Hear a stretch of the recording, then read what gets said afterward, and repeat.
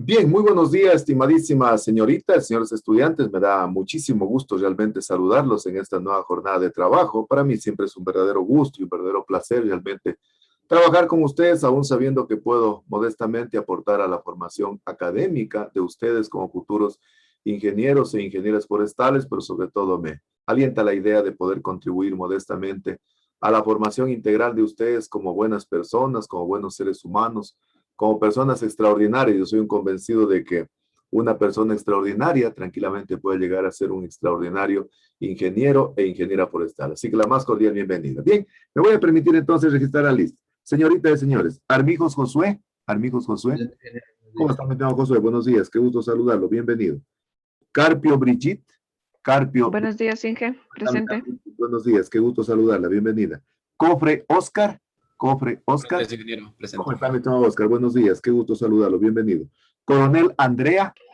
Presente, Inge, buenos días. Andreita, buenos días, qué gusto saludarla, bienvenida. Girón Mitzi, Girón Buenos Mitzi. días, ingeniero, presente. ¿Cómo está mi estimada Mitzi? Buenos días, qué gusto saludarla, bienvenida. Granda Anderson, Granda Anderson. Ingeniero, buenos días. ¿Cómo está mi estimado Anderson? Buenos días, qué gusto saludarlo, bienvenido. Granda Brian, Granda Brian. Buenos días, ingeniero. ¿Cómo está mi estimado Brian? Buenos días, qué gusto saludarlo, bienvenido. Jiménez Dania, Jiménez Dania. Buenos días, ¿Cómo está mi ingeniero. estimado Dania? Buenos días, qué gusto saludarla, bienvenida. Patiño Enit. Presente, Inge. ¿Cómo está mi estimado Enit? Buenos días, qué gusto saludarla, bienvenida. Quesada Luis, Quesada Luis. Presente, Inge. Buenos días, qué gusto saludarlo, bienvenido, felicitaciones, fue el primero que llegó al aula. Ramón Zaida, Ramón Zaida, Ramón Zaida. La compañera dice que está en sala de espera. No está. Tiene que estar en otra sala, tal vez aquí no está. Y Tigre Brian. Presente, ingeniero. ¿Cómo está, mi estimado Brian? Buenos días, qué gusto saludarlo, bienvenido. Bien, entonces la más cordial bienvenida a esta nueva actividad académica de este día. Entonces, vamos a revisar la planificación académica de la misma, ¿no? Voy el día de hoy a impartir una segundo contenido relacionado con lo que estamos estudiando para poder reforzar lo que ustedes expusieron el día de ayer. Luego de eso vamos a hacer algunas preguntitas introductorias. A mí siempre me gusta ir reforzando el conocimiento de tal manera que vayamos aprendiendo un poco, divirtiéndonos, un poco jugando con los contenidos, porque a mí lo que más me interesa en mis estudiantes es que se empoderen de los conocimientos, porque justamente como les decía en la explicación del sílabo, realmente a mí me interesa tratar de instrumentar las mejores metodologías para que el estudiante se vaya empoderando del conocimiento, ¿no? Y de esa manera, pues, hacer efectivo lo que dicen los resultados de aprendizaje. Yo soy un convencido de que a mis estudiantes me gusta prepararlos no para los exámenes, sino para la vida profesional. Definitivamente ahí es cuando el estudiante definitivamente, pues, da su prueba final, ¿no? Y lógicamente ahorita estamos en lo que decimos en las verdes, ¿no? Tenemos muchos trabajos, pero recuerden que el esfuerzo de ahora es el éxito del mañana, ¿no? Con conocimiento, con esfuerzo, con actividades. Algún día esta dosis de esfuerzo que le están poniendo en este momento, algún momento se va a hacer realmente efectivo en el éxito profesional. Yo siempre digo que la diferencia que hay entre un estudiante y un profesional es de que el estudiante le toca tomar decisiones académicas, en cambio al profesional le toca tomar decisiones profesionales, y de ese tipo de decisiones depende, por ejemplo, su ascenso laboral, su ascenso en lo que tiene que ver con la parte económica, o también le puede costar, qué sé yo, un descenso en la parte económica, incluso hasta el puesto, ¿no? Para ello, entonces, hay que prepararnos bien en la universidad, haciendo, siempre digo, conocimiento, esfuerzo y actividades son la clave fundamental del éxito. Y para poder tener éxito en el proceso de enseñanza-aprendizaje, decíamos primero atención. La atención es fundamental. En función de la atención viene la comprensión, luego la motivación y la emoción. Decíamos que la emoción viene a constituir el pegamento de la memoria, es decir, nunca dejémonos de emocionarnos, ¿no? Y en el plano más bajo, es ser personas sencillas, humildes, con el nivel más bajo que podamos demostrar. Recuerden que yo les decía que humildad no significa realmente humillación, no significa pobreza tampoco. Humildad significa seguir siendo la misma persona, jovial, alegre, amable, sencilla, tanto en las épocas de abundancia como en las épocas de riqueza. Por eso siempre dice, para poderle conocer a una persona, dale poder y dale dinero. Ahí lo vas a conocer. Yo quiero que realmente mis forestales sean gente que sea totalmente sensible, sean totalmente humanos, que puedan interpretar realmente esa solidaridad en función de todos, ¿no? Y nunca nos olvidemos aquello que siempre estamos diciendo, que lo que no se nomencla no existe, ¿no? El amor realmente no puede prescindir de las palabras. Acá no estamos para impresionar a nadie, acá estamos para inspirar ternura, cariño, amor, solidaridad. y decíamos que la gratitud y el amor deben ser dos cuestiones fundamentales en el comportamiento actitudinal de las personas, en el comportamiento actitudinal de los seres humanos, ¿no? Bien, entonces me voy a permitir, a mí siempre me gusta iniciar mis actividades académicas poniendo una imagen para que ustedes realmente puedan opinar y puedan manifestar qué es lo que ven ahí. Además, verán, recuerden que yo todo lo califico, entonces a mí sí me gusta que todos puedan participar realmente en la clase, ¿no? A mí me gusta que las clases sean muy interactivas, ¿no? Entonces, les voy a poner una imagen y me gustaría, por favor, que emitan sus criterios. ¿Sí están observando la imagen? Denme un comprendido. Sí, Getiro. Sí. Muy bien, voy a poner una imagen. Si ustedes, por ejemplo, vieran esta imagen, llegan ustedes a un laboratorio y ven de primerazo esta imagen, ¿qué idea se les viene a la mente? A ver, ¿alguien? Rapidito, ¿qué idea se les viene a la mente si alguien definitivamente ve esa imagen? A ver. Ebullición. Puede ser ebullición, ¿qué más? Calentamiento. ¿Perdón? A ver, viendo esa imagen, ¿qué se les viene a la mente? Destilación. Reacción química. Ah, Reacción química. reacción química. ¿Qué más se les viene a la mente? ¿Qué más? Recuerden que hay un mechero, hay un tubo de ensayo, hay una pinza, hay un vaso de precipitación que está con agua y hay un señor que tiene una pinza cogida ahí. ¿Qué idea les da aquello? ¿Qué idea les da aquello? A ver. ¿Alguna preparación? Puede ser una preparación. ¿Qué más? Un experimento. Un experimento. ¿Qué más? ¿Qué más? Cultivos in vitro. Cultivos in vitro también puede ser, ¿no? Generalmente en el cultivo de tejidos vegetales es de fundamental importancia la esterilización. Es decir, el éxito del cultivo de tejidos vegetales in vitro radica en las condiciones de asepsia. Y decíamos claramente que la asepsia son condiciones de limpieza. Es decir, para poder realmente hacer el establecimiento de los tejidos en el interior del vidrio, necesitamos realmente que todo lo que vayamos a utilizar esté dentro de las condiciones de asepsia. Y para ello, entonces, tenemos que esterilizar absolutamente todo. Tenemos que esterilizar desde la vidriería, desde los medios de cultivo, desde el agua destilada, desde todo el material que se vaya a emplear en el trabajo del cultivo de tejidos vegetales, con la finalidad de poder generar condiciones de asepsia. Es decir, el éxito del cultivo de tejidos vegetales radica en las condiciones de asepsia. Es decir, la asepsia viene a constituir prácticamente lo esencial. Es decir, tiene que ser preponderante la asepsia para de esa manera entonces tener cultivos a nivel in vitro. Es decir, es la piedra, yo diría, angular la cuestión de la asepsia, la cuestión de la limpieza, ¿no? Es el requisito sine qua non para poder hacer cultivo de tejidos. Entonces, de eso me voy a referir en la clase del día de hoy. Entonces, vamos entonces a hablar un poquito de lo que constituye el establecimiento de un laboratorio de cultivo de tejidos vegetales que garantice condiciones de asepsia. ¿Están viendo la presentación, por favor? Sí, genial. Entonces decíamos que de acuerdo a la imagen que habíamos observado hace un momento, entonces la asepsia es la clave fundamental, es la condición sine qua non, es el requisito indispensable para poder hacer entonces el cultivo de tejidos vegetales. Y para ello entonces vamos a ver qué debemos hacer a nivel de laboratorio para tratar de extremar todas las medidas para garantizar condiciones de asepsia. Primero veamos un poquito las características que tiene el cultivo de tejidos vegetales in vitro.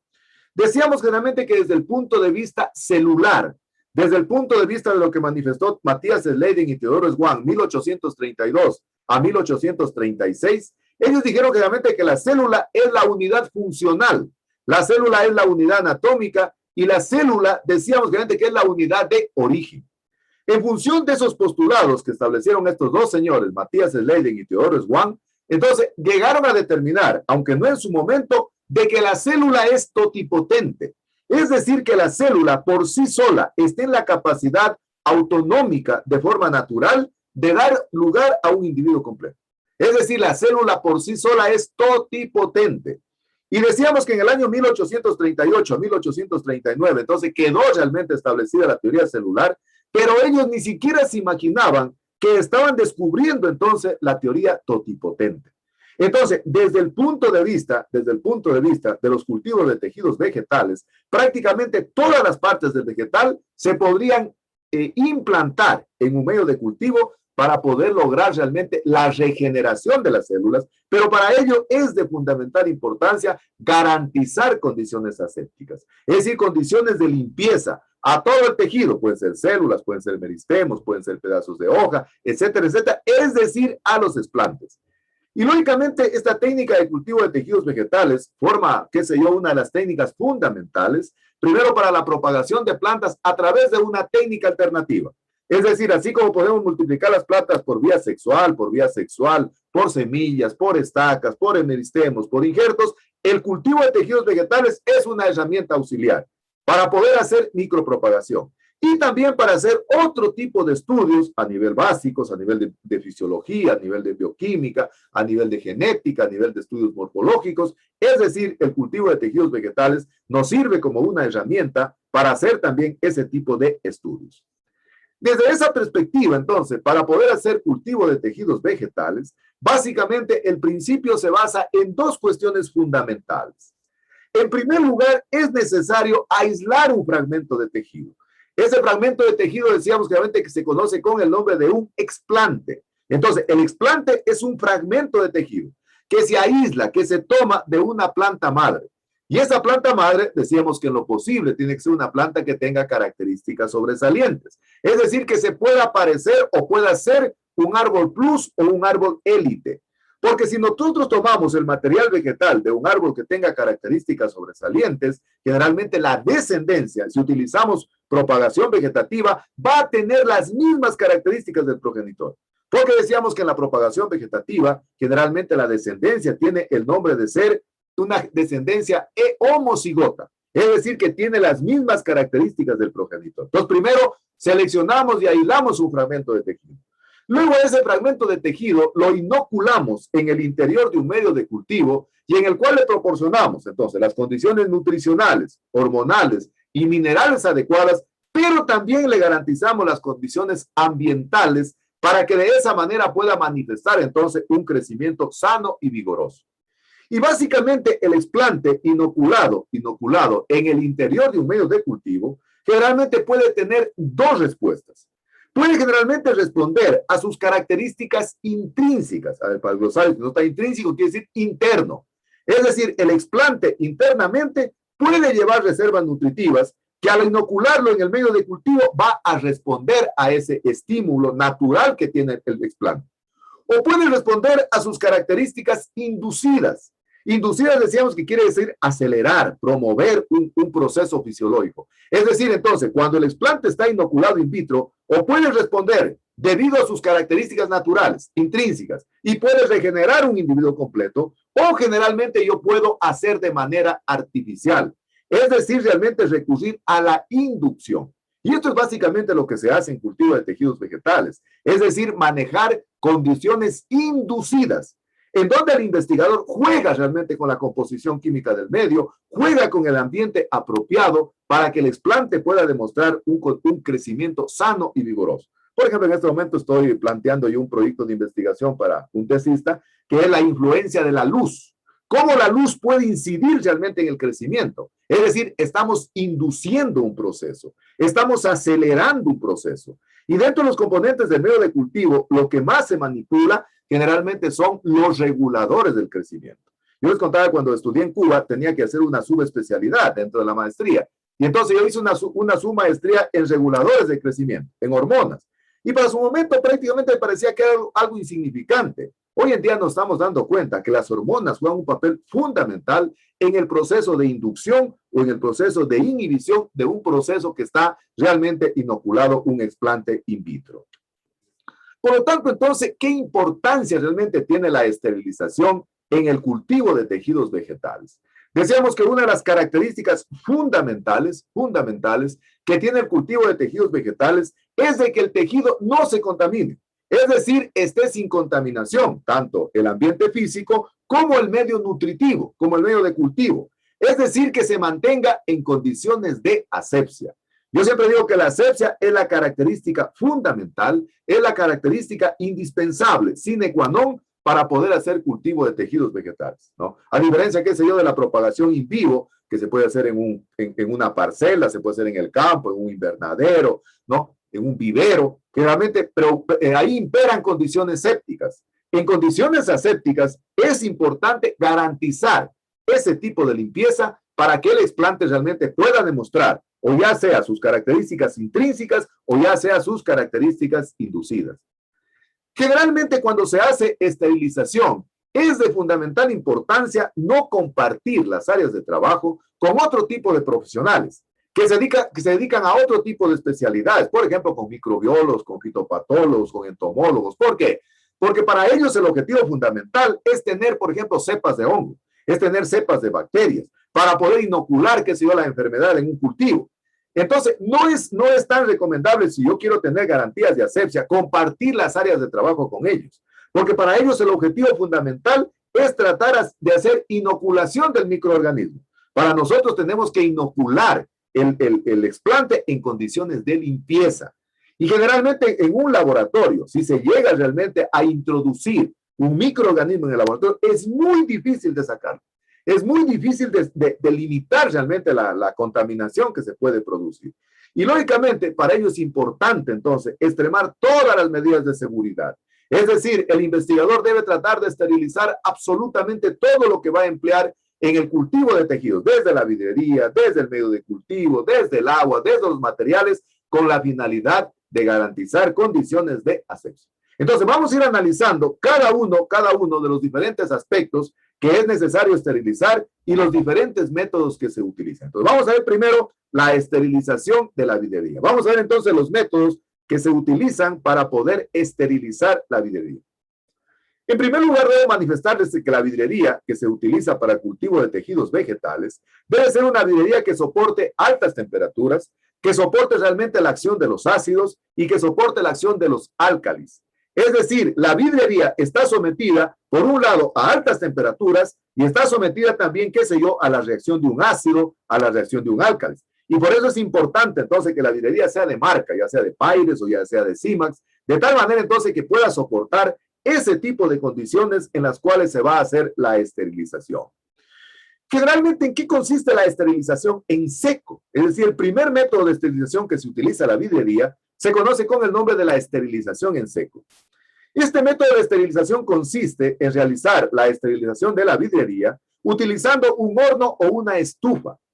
Cuando generalmente la vidriería se coloca en el interior del horno o la estufa, generalmente la esterilización de la vidriería se produce a altas temperaturas y con diferentes tiempos de exposición. Es decir, colocamos en el interior de la estufa y generalmente se comienza a elevar la temperatura. Y entonces hay que determinar el tiempo adecuado para que la vidriería no se pueda deteriorar. O sea, por más que soporte altas temperaturas, ácidos, álcalis, tampoco la podemos exponer de una manera exagerada. Por ello, generalmente se dice que existe una relación inversa en el método de esterilización en seco entre la temperatura y el tiempo de exposición de la vidriería. ¿Qué significa aquello? Significa que es inverso porque a medida que se incrementa la temperatura del horno o de la estufa, debe disminuir el tiempo de exposición de la vidriería. Y a medida, en cambio, entonces que nosotros disminuimos la temperatura, en cambio se puede incrementar el tiempo de exposición de la vidriería. Por ejemplo, vamos a suponer que el tiempo que más se recomienda para poder esterilizar la vidriería generalmente es de 120 grados centígrados. Entonces puede poner que sea la vidriería durante un tiempo en el horno o en la estufa de 15 a 30 minutos. Pero si yo elevo la temperatura, si la pongo a 160, a 180 grados centígrados, generalmente tengo que disminuir el tiempo de exposición de la vidriería, que puede ir entre 5 a 10 minutos. ¿Por qué? Porque si yo realmente le pongo el mismo tiempo que le asigné cuando la estufa tenía 120 grados centígrados, generalmente la vidriería puede deteriorarse, puede explotar prácticamente. Entonces, hay una relación inversa entre el tiempo y la temperatura. Es decir, a mayor temperatura, menor tiempo, y a menor temperatura, mayor tiempo. Segundo método de esterilización de la vidriería, la esterilización en húmedo o a vapor. De igual manera, en este método de esterilización en húmedo o a vapor, que se lo hace en un autoclave, la vidriería también tiene que soportar altas temperaturas, ácidos, álcalis, y por ello es importante que sea de marca, de Simax o de Pyrex, ¿no? Y entonces, ¿cómo se hace la esterilización en el autoclave? Primero, realmente describamos lo que es la autoclave. La autoclave es un equipo que permite la esterilización en húmedo o en vapor. Es decir, combina altas temperaturas con altas presiones durante un tiempo determinado de la exposición. Es decir, la autoclave más o menos funciona de manera similar a una olla de presión. Recuerden cuando generalmente en la casa de repente toca hacer la cocción, no sé, de una carne o de un alimento que sea duro, entonces le coloca la olla de presión, colocamos el agua, colocamos el alimento y luego la tapamos herméticamente, ¿no? Y la olla comienza a hervir y en el interior se está generando entonces altas temperaturas, altas presiones. Eso generalmente pasa en el autoclave. Entonces, cuando se hace la esterilización de la vidriería utilizando el método en húmedo o a vapor, entonces lo utilizamos empleando un autoclave. Y en el autoclave entonces colocamos la vidriería en el interior de la misma y se comienza a elevar la temperatura. Se comienza también a elevar la presión. Y lógicamente tenemos que determinar un tiempo apropiado para que la vidriería generalmente no se vaya a deteriorar. Se recomienda en algunos casos para poder hacer la esterilización de la vidriería, envolverla, que se ve en papel aluminio, papel craft o papel de envoltura, y generalmente la esterilización de la vidriería se hace a una temperatura de 120 grados centígrados y una presión de 1,5 kilogramos por centímetro cuadrado de presión, durante un tiempo de 15 a 20 minutos. ¿Qué es lo que pasa en el autoclave? El autoclave generalmente cuando ya se le coloca en la base el agua, así como la olla de presión, le colocamos una basecita de agua en la base para que genere la cámara húmeda. Luego generalmente colocamos la vidriería en el interior del autoclave. Una vez que colocamos la vidriería en el interior del autoclave, cerramos herméticamente la tapa y la prendemos al autoclave. En el momento que el autoclave se prende, comienza a elevarse la temperatura. Pero paralelamente a la elevación de la temperatura, también se va elevando la presión. Y cuando la temperatura llega a 120 grados centígrados y la presión llega a 1,5 kilogramos por centímetro cuadrado de presión, en ese momento se comienza a marcar el tiempo de la esterilización. Fíjense. Y generalmente la mayor parte de las autoclaves son automáticas, es decir, uno la conecta, le pone realmente el tiempo, que sea 15, 20 minutos, y la autoclave cuando llega a ese tiempo, llega entonces a una temperatura de 120 grados centígrados y una presión de 1,5 kilogramos por centímetro cuadrado de presión. Y después comienza a ser de manera regresiva, 20, 19, hasta que llega a 1 y en 1 prácticamente se apaga nuevamente el autoclave, pero no se la puede abrir, porque al igual que la olla de presión generalmente está hirviendo. En el interior se han combinado altas temperaturas y altas presiones. Entonces hay que permitir que la vidriería se seque para luego poderla sacar. Ahora, la vidriería generalmente como ha sido esterilizada en húmedo o a vapor, generalmente las paredes del vidrio comienzan a sublimarse, es decir, comienzan a tener una gran cantidad de vapor de agua en las paredes del vidrio. Para tratar de que esa agua se seque, luego de sacarlas del autoclave, se las puede colocar en la estufa o en el horno para que se pueda evaporar ese contenido de humedad que queda en las paredes del vidrio. Tercer método de esterilización de la vidriería, la esterilización en alcohol o etanol. ¿Cuándo se acostumbra o cuándo se aconseja hacer este tipo de esterilización de la vidriería? Este método de esterilización de la vidriería generalmente se aconseja hacer cuando la humedad relativa del ambiente es baja. A ver, ¿qué es la humedad relativa? Para el glosario, ¿qué es la humedad relativa? A ver, ¿quién me dice qué es la humedad relativa? A ver, alguien que me diga qué es la humedad relativa.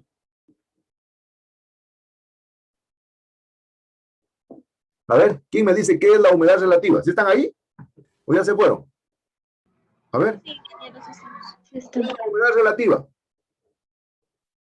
¿Qué es la humedad relativa? ¿Quién me dice qué es la humedad relativa? Para el glosario. A ver, nadie. Ustedes siguieron, creo, climatología o alguna cuestión de esas. A ver, ¿quién me dice qué es la humedad relativa? A ver. Porque dice que este método se utiliza cuando la... A ver. ¿No es la que depende de la temperatura y la presión? Sí, pero ¿qué es? Sí, está bien, mi estimado Josué. ¿Pero qué es la humedad relativa? La relación entre la cantidad de vapor de agua contenida en el aire. Perfecto. Es el contenido, para el glosario, de vapor de agua que está en la atmósfera y que se la mide ¿en qué? ¿En qué se mide?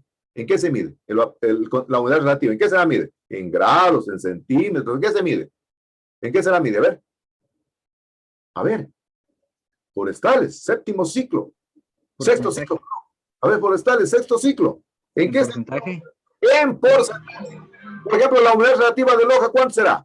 A ver. La humedad relativa de Loja, ¿cuánto será? Fíjense ustedes. ¿Cuánto la humedad relativa? Fíjense, los datitos ahí sí sabiendo, ya verán. Esos datitos son los que a uno le comienzan ya a generar autoestima y ya lo comienzan a tratar a uno como profesional. La humedad relativa de Loja es más o menos 70%. A ver, ese Zaida, en Zumba, ¿cuánto más o menos será la humedad relativa en Zaida? Zaida, en la humedad relativa en Zumba, ¿cuánto será? ¿Será más o menos que la de Loja? ¿Zaida? ¿Zaida? Menos. Menos. ¿Usted cree que sea menos en Zumba? Fíjese esos datitos, ya son datos de sentido común, ¿verdad? En el oriente tiene una mayor humedad relativa, puede llegar a 80, 90% de humedad relativa. A ver, en Catamayo, Zapotillo, ¿qué dicen ustedes? ¿Será mayor la humedad relativa que Loja y Zumba? ¿Qué dicen ustedes? ¿Dónde habrá mayor humedad? Menor. Es menor. En Catamayo Correcto. puede haber un 50, 60% de humedad relativa. En Zamora, Zumba hay un 80, 90% tranquilamente de humedad relativa. Es decir, la humedad relativa es el contenido de vapor de agua que está en la atmósfera y se mide en porcentaje.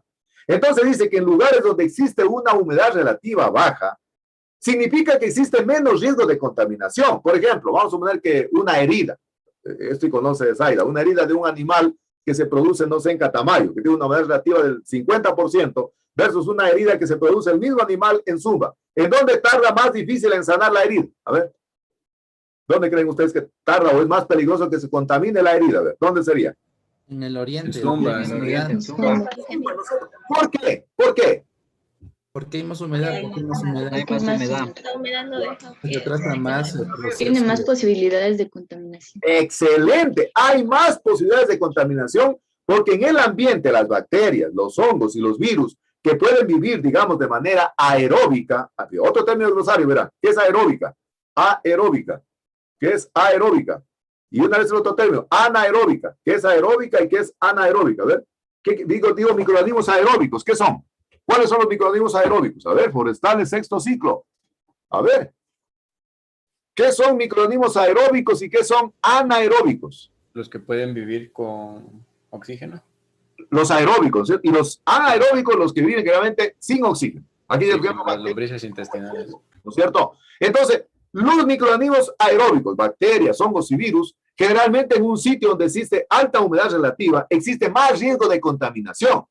Por lo tanto, entonces dice que en lugares donde la humedad relativa es baja, hay menos riesgo de contaminación. Lo que ustedes dijeron, la herida, no sé, del animal en Catamayo tarda en sanar más rápido que en Zumba, porque en Zumba hay mayor humedad y hay mayor riesgo de contaminación, decía Mitzi, ¿no?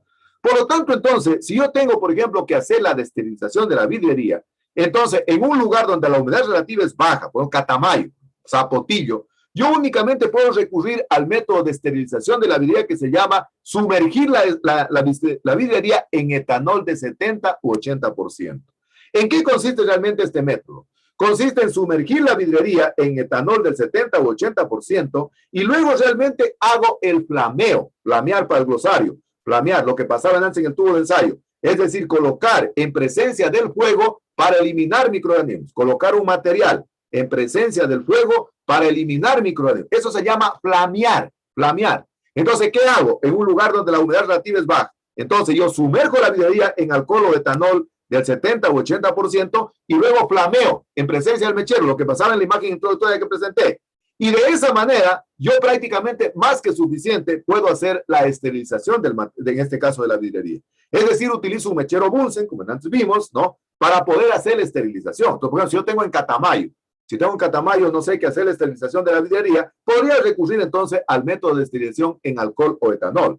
Pero si estoy, qué sé yo, en Zumba, estoy en Zamora, donde existe mayor contenido de humedad, necesariamente tendría que recurrir a una estufa o si no también a una autoclave. Entonces, este es otro método para poder esterilizar la vidriería y en un lugar donde la humedad relativa es baja. Entonces, si en Catamayo me toca hacer la esterilización, tranquilamente podría hacer entonces la esterilización, en este caso, utilizando alcohol o etanol. Ya hemos esterilizado la vidriería. Ahora vamos a ver cómo esterilizar el medio de cultivo. Primero definamos lo que es un medio de cultivo, para que lo pongan en el glosario. Yo les decía que a mí me gusta darles diferentes elementos para que ustedes construyan las definiciones. No me gusta que se aprendan de memoria las definiciones.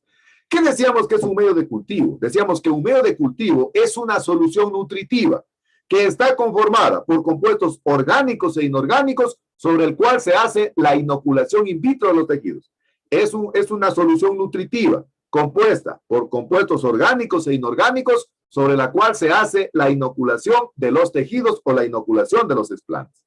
Entonces, el medio de cultivo es de fundamental importancia en el proceso del cultivo de tejidos vegetales. Entonces, por eso es importante esterilizar el medio de cultivo.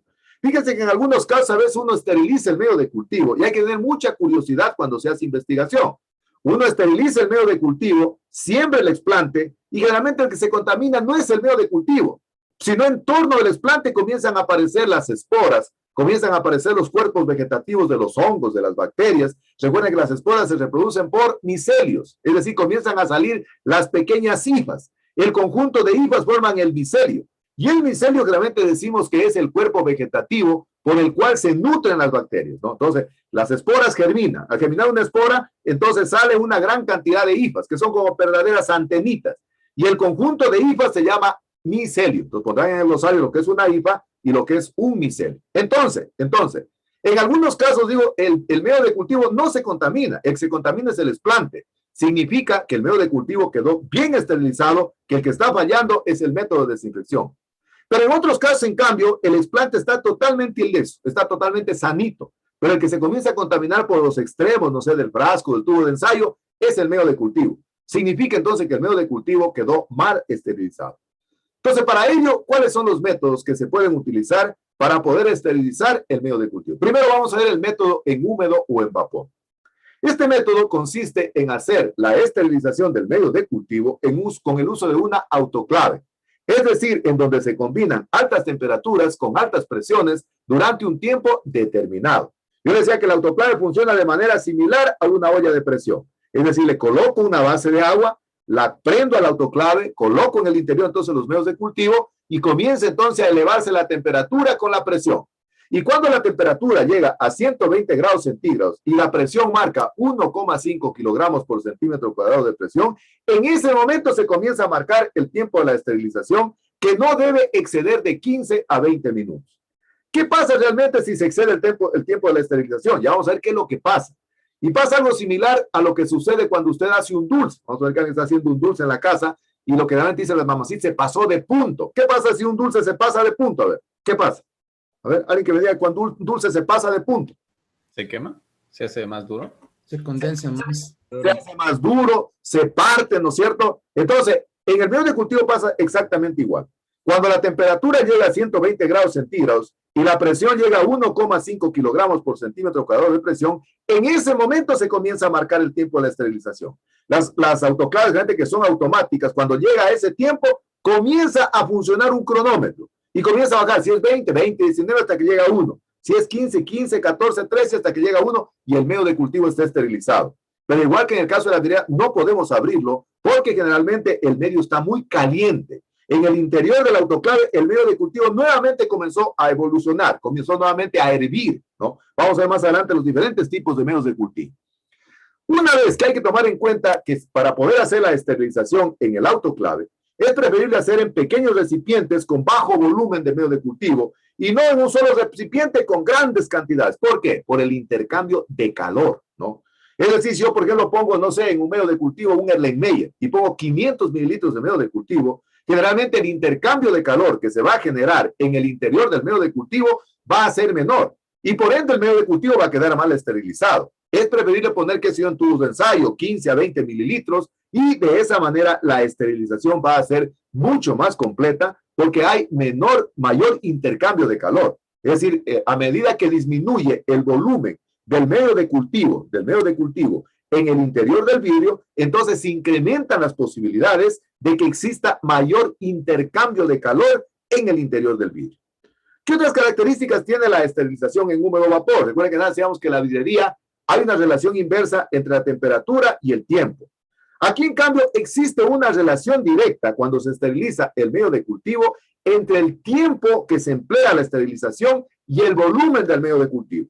Es decir, generalmente si es una relación directa, significa entonces que si yo incremento el tiempo, y entonces, qué sé yo, y tengo un volumen menor o mayor, entonces tengo que ir jugando con la temperatura. Por ejemplo, si yo tengo, por ejemplo, en un tubito de ensayo puesto de 20 a 50 mililitros de medio de cultivo, yo puedo, qué sé yo, dar un tiempo de 15 minutos a una temperatura de 120 grados centígrados. Repito, entonces existe una relación directa, en cambio aquí, entre el tiempo de la esterilización y el volumen, entonces del medio de cultivo que está contenido en el interior del vidrio. Entonces, si yo tengo un volumen de 20 a 50 mililitros, yo tranquilamente puedo darle 15 minutos, qué sé yo, a 120 grados centígrados. Pero si tengo 2.000 mililitros, es decir, tengo 2 litros de medio de cultivo, necesariamente tengo que incrementar el tiempo de exposición, el tiempo de la esterilización. Es decir, tranquilamente puede ser 40 minutos. Esa es la razón por la cual decimos que existe una relación directa cuando se hace la esterilización entre el tiempo de la esterilización y el volumen del medio de cultivo. ¿Cómo nosotros realmente decimos que hacemos realmente la esterilización? ¿Cuándo hacemos la esterilización del medio de cultivo? Generalmente desde el punto de vista del intercambio de calor, en el medio de cultivo pueden haber dos tipos de sustancias. Pueden haber lo que se conoce con el nombre de sustancias termoestables y pueden haber sustancias que se llaman termolábiles. Generalmente el medio de cultivo que está conformado por sustancias termoestables son aquellas que soportan altas temperaturas, ¿no? Es decir, yo puedo utilizar entonces la esterilización en húmedo o vapor utilizando un autoclave para las sustancias termoestables, porque las sustancias termoestables no se descomponen, no se dañan si se incrementa la temperatura. Y por eso entonces hay que tomar muy en cuenta la exposición y el tiempo de la esterilización del medio de cultivo. Es decir, si yo no puedo dejar tampoco, qué sé yo, el medio de cultivo 30 minutos, porque va a pasar exactamente lo que les dije que pasa con el dulce. Se va a quemar, se va a secar, se va a evaporar, se va a partir, etcétera, etcétera. Entonces, las sustancias termoestables del medio de cultivo se pueden hacer tranquilamente la esterilización en un método o en húmedo o vapor porque tienen la capacidad de poder soportar altas temperaturas, pero siempre y cuando controlando estrictamente el tiempo y la exposición del medio de cultivo en el agua. Generalmente el medio de cultivo tiene un pH. ¿Qué es el pH? A ver, ¿quién se acuerda en suelos? ¿Qué es el pH? ¿Qué es el pH? Es la acidez que posee algún tipo de suelo. La acidez. ¿Cuál es la escala del pH? A ver, ¿quién me dice cuál es la escala del pH? ¿De cuánto a cuánto va la escala del pH? Fíjense, cositas ya ustedes estudiaron suelos. 0 a 14, creo. 0 a 14. Excelente, Oscar. Muy bien, Oscar. Fabuloso. De 0 a 14. ¿Cuándo es neutro? ¿Dónde es neutro? Cuando está en 7. 7. De 7 hacia 1, ¿qué pH es? Ácido. Ácido. De 7 a 14, ¿qué pH es? Alcalino. ¿Cierto? Alcalino o básico, ¿no es cierto? De 1 a 7, ¿qué tipo de iones predominan? ¿Los iones hidrógeno o los iones OH o oxidrilos? ¿Qué dicen ustedes? ¿Qué predominará en un pH ácido? ¿Los iones hidrógeno o los iones oxidrilos? Oxidrilo. No. No. Hidrógeno. Hidrógeno. El hidrógeno es ácido. Y en cambio del pH 7 a 14, ¿qué predominan? ¿Los iones oxidrilos o los iones hidrógeno? Los oxidrilos. Los oxidrilos. Entonces, miren, generalmente las plantas crecen en un pH neutro, 7. Generalmente en el medio de cultivo, el pH se ajusta entre 5,5 a 6,5, ¿no? ¿Cómo se hace en el campo? A ver, para corregir el pH. Es decir, ¿cómo se hace en el campo para poder corregir el pH? Si yo tengo un pH ácido, ¿cómo hago para subir el pH a neutro? O si yo tengo un pH alcalino, ¿cómo hago para bajarlo a neutro? A ver, ¿quién sabe? A ver, ¿quién sabe?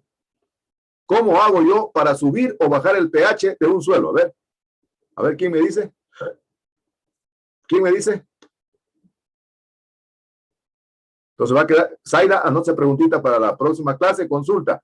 ¿Cómo subo el pH de un suelo o cómo bajo el pH de un suelo?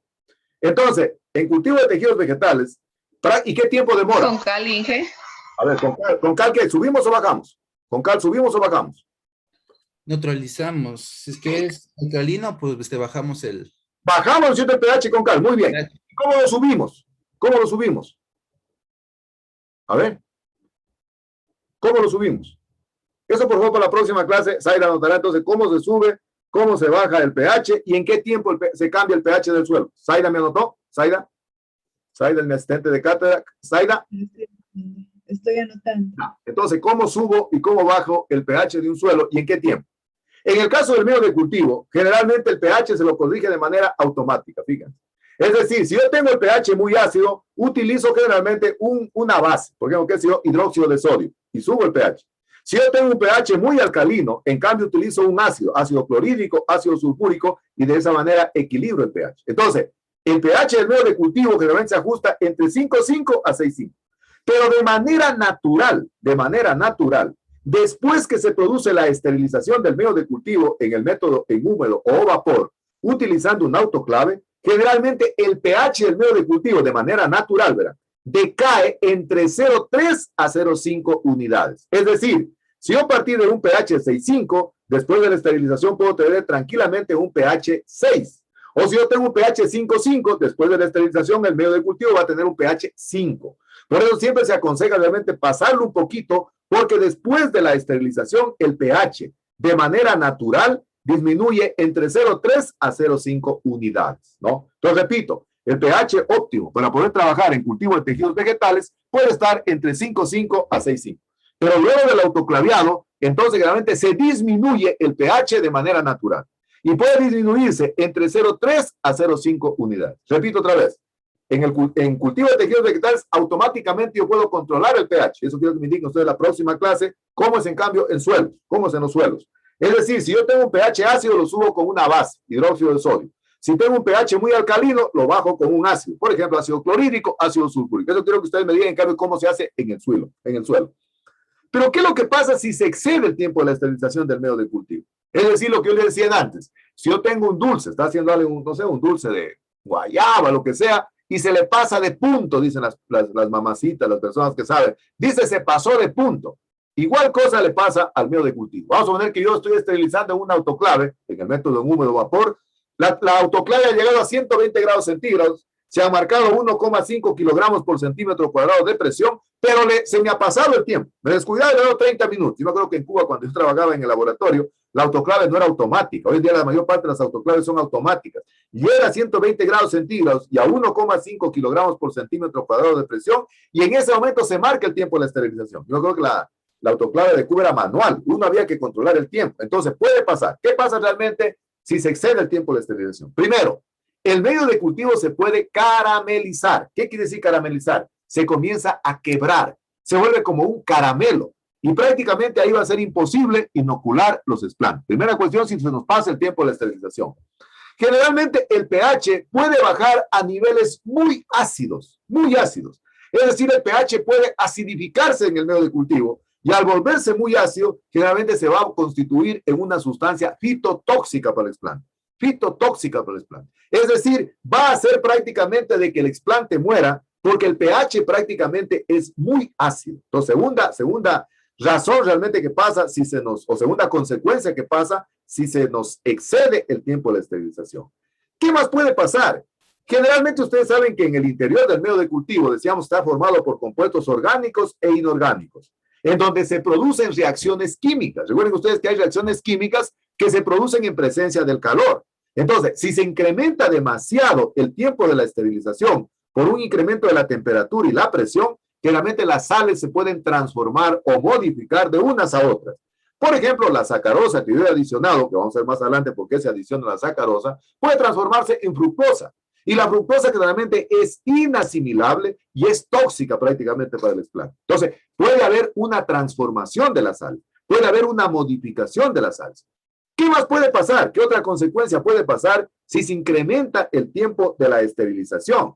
Generalmente las sales se pueden volver muy volátiles, es decir, se pueden evaporar las sales, es decir, se pueden por evaporación perder las sales, los macronutrientes, los micronutrientes, las hormonas, las vitaminas, los aminoácidos pueden perderse por evaporación o por volatilización. O también pueden saturarse. ¿Qué es saturarse? Es decir, se asientan en la base, en este caso del vidrio. Entonces, miren, por eso es de fundamental importancia cuando se utiliza el método de esterilización en húmedo o vapor, controlar estrictamente el tiempo de la esterilización. 15 a 20 minutos cuando el autoclave llegue a 120 grados centígrados y una presión de 1,5 kilogramos por centímetro cuadrado de presión.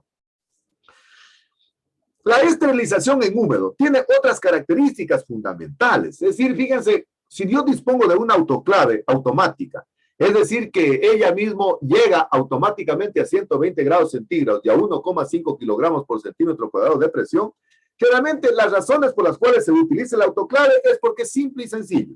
Es decir, es igual que la olla de presión. Usted coge, pone una base de agua, pone el alimento que quiere cocinar y automáticamente cierra y la pone al fuego. Y realmente el autoclave, la olla de presión comienza a funcionar. Funciona exactamente igual al autoclave. Es decir, el trabajo es muy simple, es muy sencillo y es muy efectivo. Además, algunos cambios que pueden producirse en el interior, si yo manejo adecuadamente el tiempo y manejo adecuadamente las condiciones de temperatura y presión, prácticamente son imperceptibles, son muy pequeños. Incluso algunos inhibidores del crecimiento, que pueden ser, qué sé yo, que estén en el medio de cultivo, pueden quedar inactivados cuando realmente se hace la esterilización en el autoclave. Entonces, otra razón realmente por la cual nosotros empleamos el autoclave como un método adecuado para poder esterilizar el medio de cultivo, especialmente cuando tenemos sustancias termoestables, es decir, sustancias que soportan altas temperaturas. Ya hemos visto entonces la esterilización en húmedo o vapor del medio de cultivo. Vamos a ver un segundo método para poder esterilizar la vidriería, el medio de cultivo. Segundo método, la esterilización en frío o por filtración. Vamos a ver entonces en qué consiste el método de esterilización en frío o por filtración del medio de cultivo.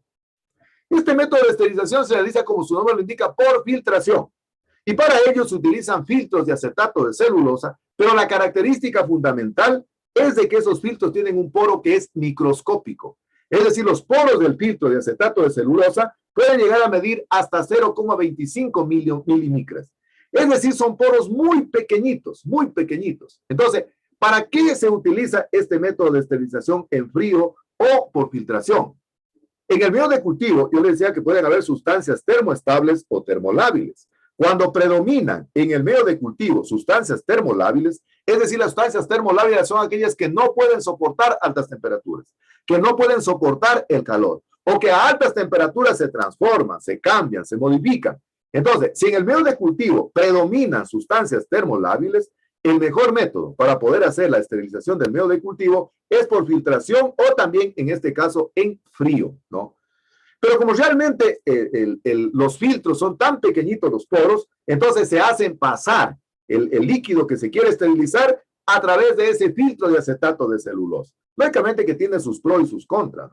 Un pro es de que se puede esterilizar sustancias termolábiles, es decir, sustancias que no pueden soportar altas temperaturas. Pero generalmente el contra es de que el proceso es muy lento. Imaginen lo que sería filtrar en un poro de 0,25 milimicras. Es decir, en ese proceso de filtración, incluso puede hacer que el medio de cultivo absorba microorganismos que están en el ambiente y prácticamente vengan a contaminar el medio de cultivo.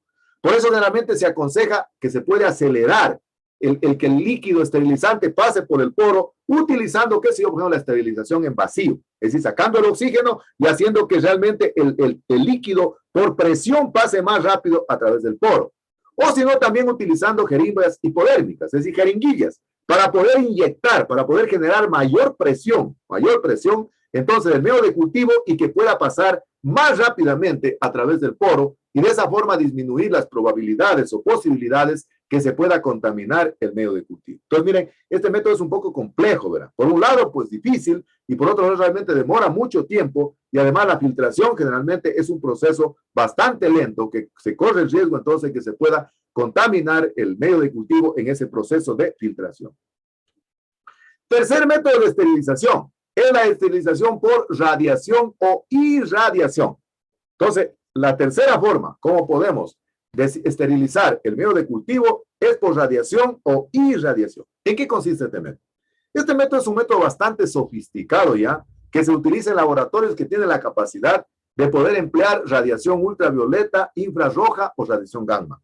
Es decir, este método de esterilización se utiliza para sustancias termolábiles, es decir, aquellas sustancias que no están en la posibilidad o no tienen la capacidad de soportar altas temperaturas, o que a altas temperaturas realmente se transforman, se cambian, se modifican.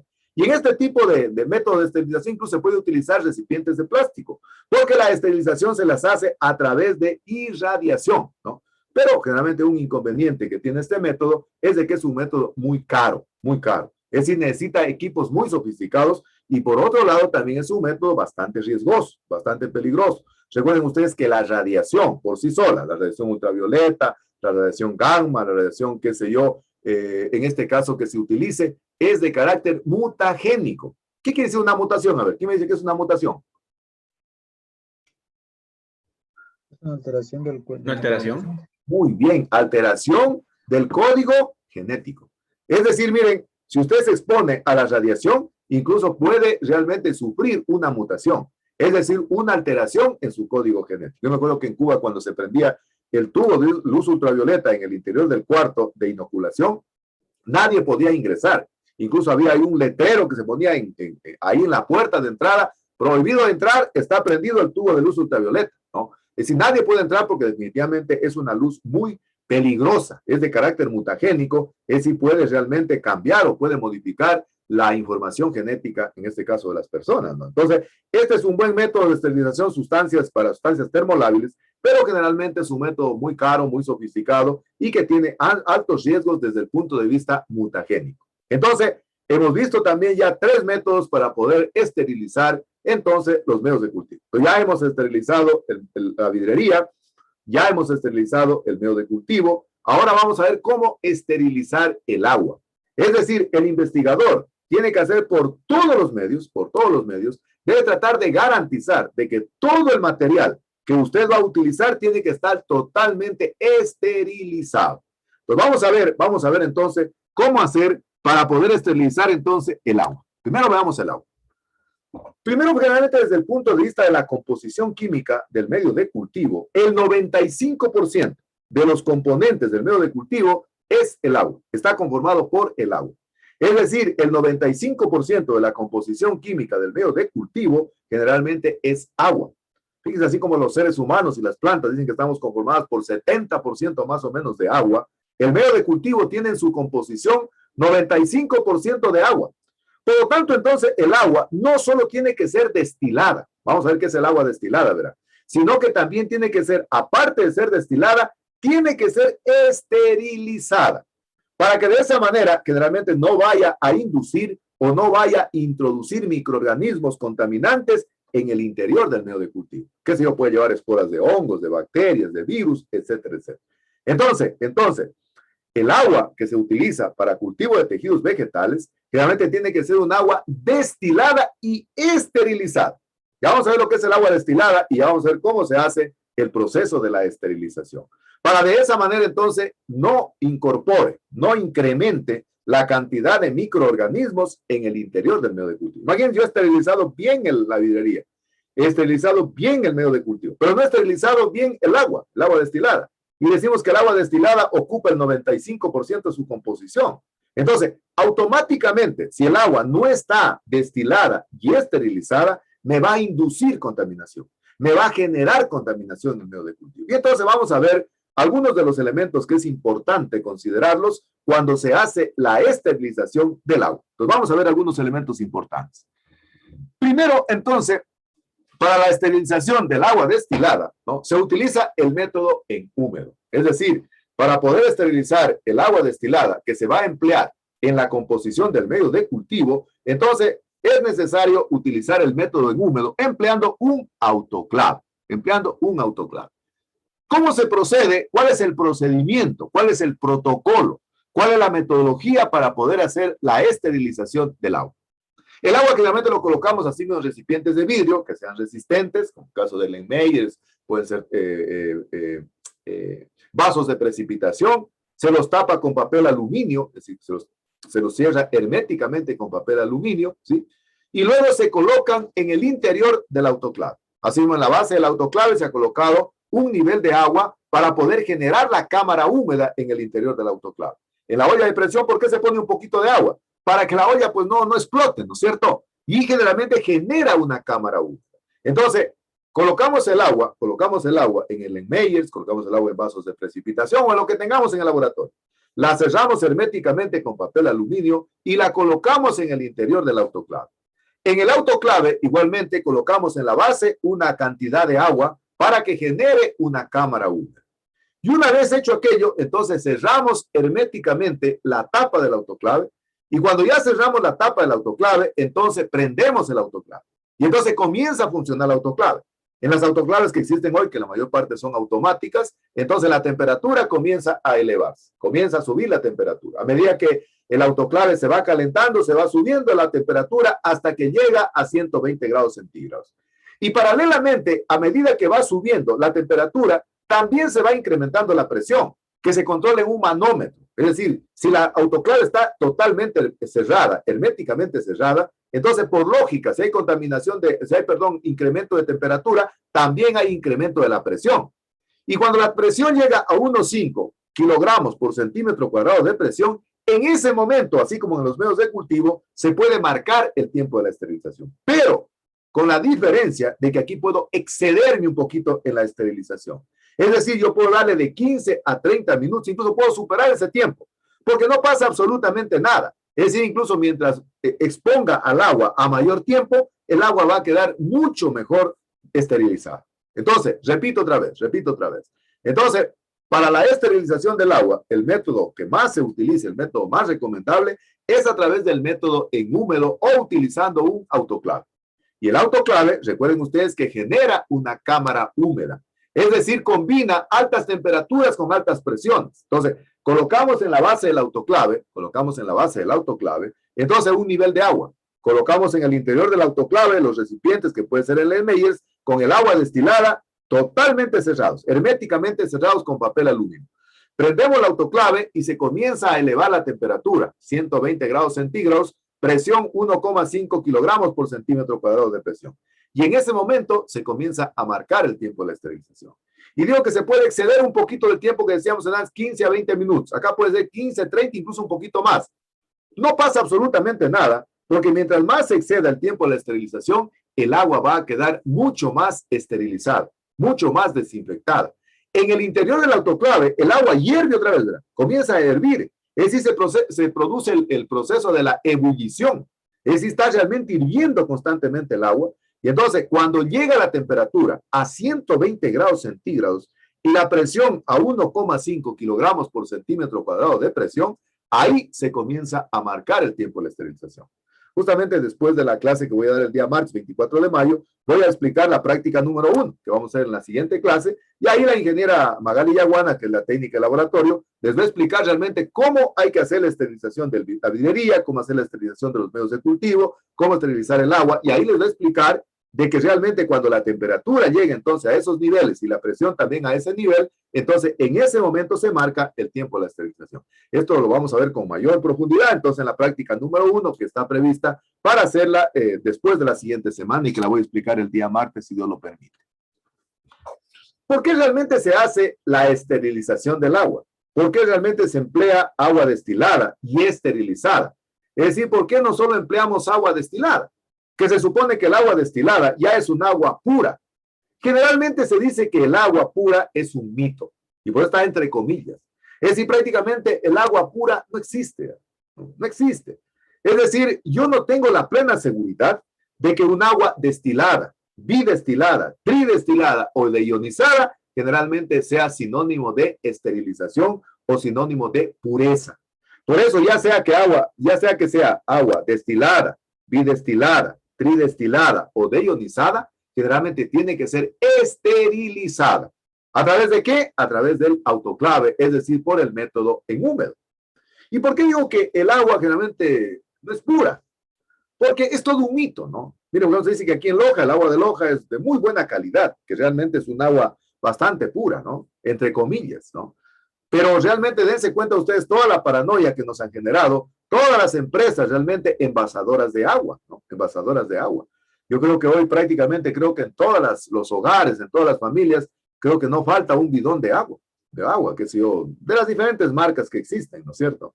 ¿Por qué? Porque la gente está desconfiando del agua de la llave, del agua potable que decimos normalmente. No se diga del agua del río, del agua de una quebrada, del agua de una acequia, ¿no? Yo me acuerdo que anteriormente yo decía que yo fui de las personas cuando fui niño, generalmente tomaba el agua de la acequia, salíamos de la escuela y uno se acostaba ahí y prácticamente tomaba a placer el agua que uno quería, ¿no? Hoy prácticamente no podemos hablar de aquello. Es decir, algunos realmente dicen, ¿por qué se utiliza realmente hoy día? ¿Por qué la tendencia de utilizar aguas envasadas, ¿no? Porque el agua envasada, pues se supone que es un agua mucho más pura, que es un agua mucho más limpia, que está exenta de impurezas, de microorganismos, de materia orgánica, etcétera, etcétera. Sin embargo, a veces no siempre es así.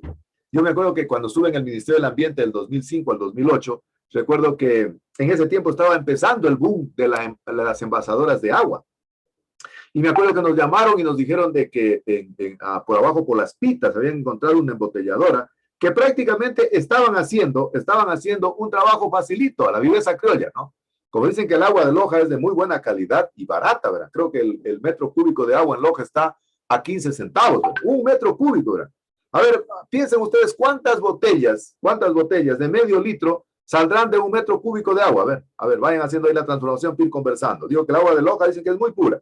A ver, ¿cuántas botellas saldrían de un metro cúbico de agua, de botellitas de medio litro, que se venden a 50 centavos para ver realmente cuánto es la utilidad que tienen las envasadoras? Entonces, nos denuncian de que en las pitas prácticamente estaban envasando agua, y fuimos en verdad a ver, fuimos con los compañeros que eran de calidad ambiental, y en verdad, pues ustedes saben, la viveza criolla habían instalado un mecanismo desde el grifo del agua y envasaban agua.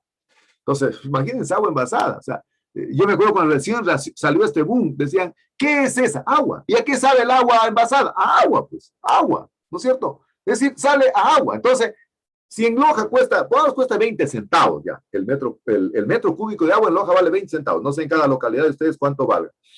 Pero a ver, ¿cuántas botellitas de agua de medio litro salen en un metro cúbico de agua? ¿Quién me dice? A ver. 2.000. 2.000 botellitas, ¿no es cierto? 2.000.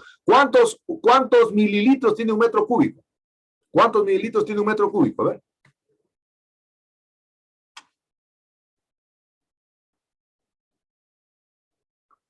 ¿Qué pasó? 1.000.000, creo que es. ¿1 millón? No. No. ¿Cuántos? ¿Cómo hicieron la transformación? A ver, que decían 2.000. A ver, estoy de acuerdo, 2.000 no salen. 2.000 botellas. Pero preguntó cuántos mililitros o cuántos litros. Mililitros. O litros, perdón, litros. Ah, ya, 1.000. 1.000 litros, ¿no es cierto? 1.000 litros. Entonces, de un metro cúbico salen 2.000 botellitas de medio litro. Generalmente, miren, las 2.000 botellas a 50 centavos, ¿cuánto sale? ¿Cuánto sale a 50 centavos? ¿Cuánto salen las botellitas que se vendían de ese metro cúbico? Las 2.000 botellas a 50 centavos. ¿Cuánto sale? ¿Cuánto sale? A ver, una multiplicación ahí, facilita. A ver. 1.000. ¿Cuánto sale? $1,000. $1,000. 1.000. $1,000. Entonces, un negocio redondo las embotelladoras, ¿no? Fíjense, estos señores se daban el lujo, la viveza criolla, del metro cúbico. Yo estoy poniendo a 20 centavos. ¿Se dan cuenta? 20 centavos cuesta el metro cúbico en Loja de agua. Póngale 25 ya. Póngale 25. Imagínense, de un metro cúbico estaban sacando $1,000. $1,000. Entonces, el agua pura siempre ha sido un mito. El agua pura siempre ha sido realmente algo que uno no puede determinarlo. Incluso ni siquiera el agua destilada, el agua bidestilada, el agua tridestilada, el agua deionizada. ¿Qué es? El agua destilada es cuando realmente pasa el agua por unos filtros de membrana y por ósmosis quedan detenidas las impurezas. Queda detenida la materia orgánica, es decir, la destilación. ¿Qué hace el destilador? El destilador está conectado generalmente a la llave de agua o al grifo que decimos. Y entonces ingresa al interior del destilador y por diferencia de temperaturas, generalmente el agua va pasando por un filtro. Y en ese filtro prácticamente van quedando retenidas las impurezas. Eso es el agua destilada. Es un proceso invertido de la ósmosis. Es decir, prácticamente en esa agua que sale del grifo, que es un agua corriente, va a tener muchos contaminantes, que puede ser a base de minerales, a base de compuestos orgánicos, sales disueltas, etcétera, etcétera. Miren, por ejemplo, dicen que los ríos, por ejemplo, del oriente tienen hasta mercurio por la cuestión del lavado del oro. Los ríos de acá de la parte alta del oro, que bajan de Zaruma, de Portobelo, de Piñas, dicen que tienen una gran cantidad de este tipo de mercurio, porque ustedes saben que el mercurio es un precursor para poder lavar el oro. Entonces, imagínense la cantidad de contaminantes que tiene. Entonces, ¿qué hace la destilación?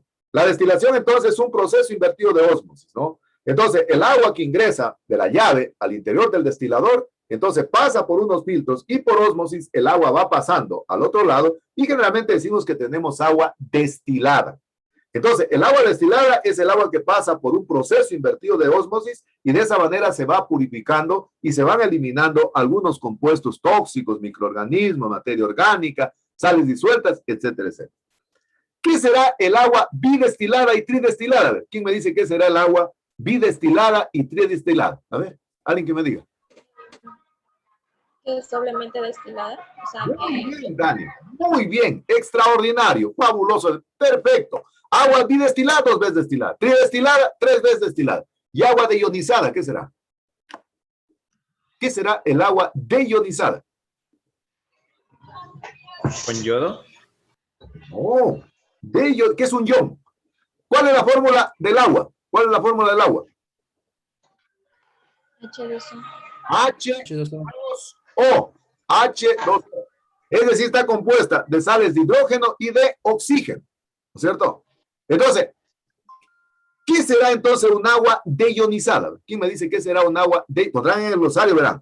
Pondrán en el glosario lo que es la destilación, lo que es agua destilada, bidestilada, tridestilada, agua deionizada. ¿Qué será entonces el agua deionizada? Es cuando se le ha extraído los cationes. Muy bien, mi estimado Luis. Excelente, Luis. Felicitaciones. Fabuloso.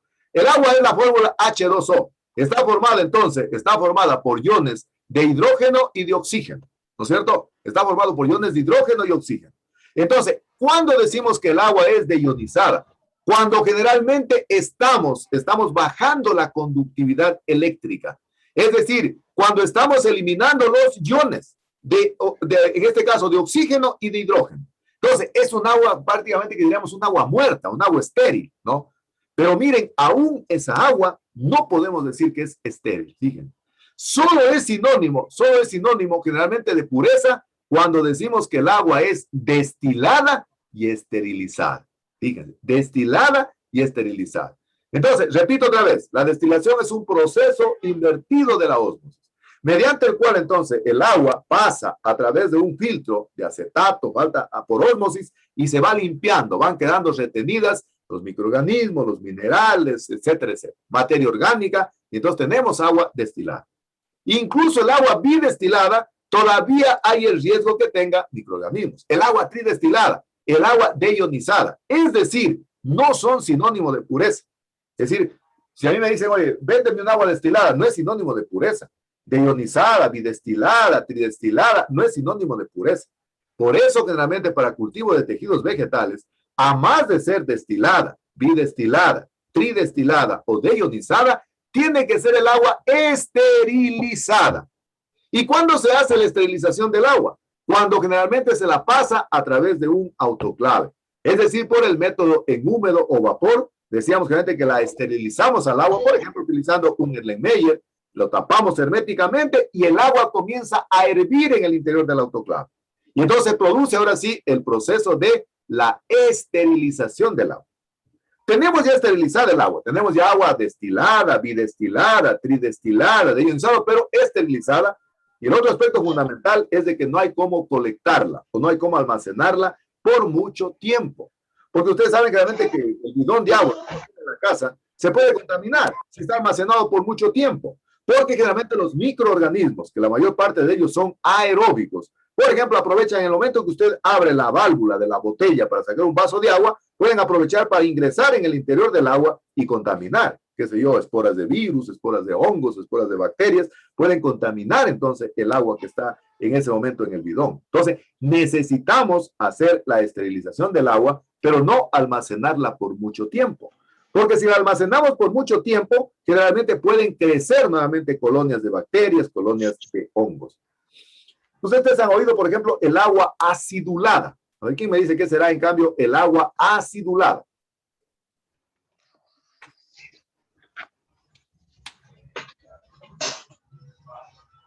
A ver, alguien que sepa qué es. Recuerden que las baterías de los carros se les pone agua destilada o agua acidulada. Y también agua con gas, saben decir la gente, o con ácido. A ver, ¿qué será un agua acidulada? ¿Qué dicen ustedes? ¿Se podría utilizar agua acidulada para hacer cultivo de tejidos vegetales? ¿Qué dicen ustedes? Es el agua que tiene poco ácido clorhídrico o ácido sulfúrico que no es consumible. Muy bien. Es decir, tiene ácido sulfúrico o ácido clorhídrico. Cuando las baterías están viejitas, les ponen agua acidulada. Pero esa agua generalmente no se podría utilizar para el cultivo de tejidos vegetales porque generalmente puede incrementar la acidez del medio de cultivo. Entonces, el agua acidulada es aquella generalmente que tiene en su composición ya sea ácido clorhídrico o ácido sulfúrico en pequeñas concentraciones y que generalmente las utilizan para baterías que ya son usadas. En cambio, las baterías nuevas dicen hay que ponerle agua destilada, ¿no? Pero entonces el agua que empleamos para cultivo de tejidos vegetales tiene que ser un agua destilada, bidestilada, tridestilada o deionizada. Y no almacenarla por mucho tiempo. Veamos otras características del agua. Generalmente entonces decíamos que la mejor manera de liberar al agua de las impurezas es a través de la destilación. Y decíamos que la destilación es un proceso invertido de la ósmosis. Es decir, a través de la presión diferenciada, el agua pasa entonces por un filtro y se van limpiando este tipo de impurezas.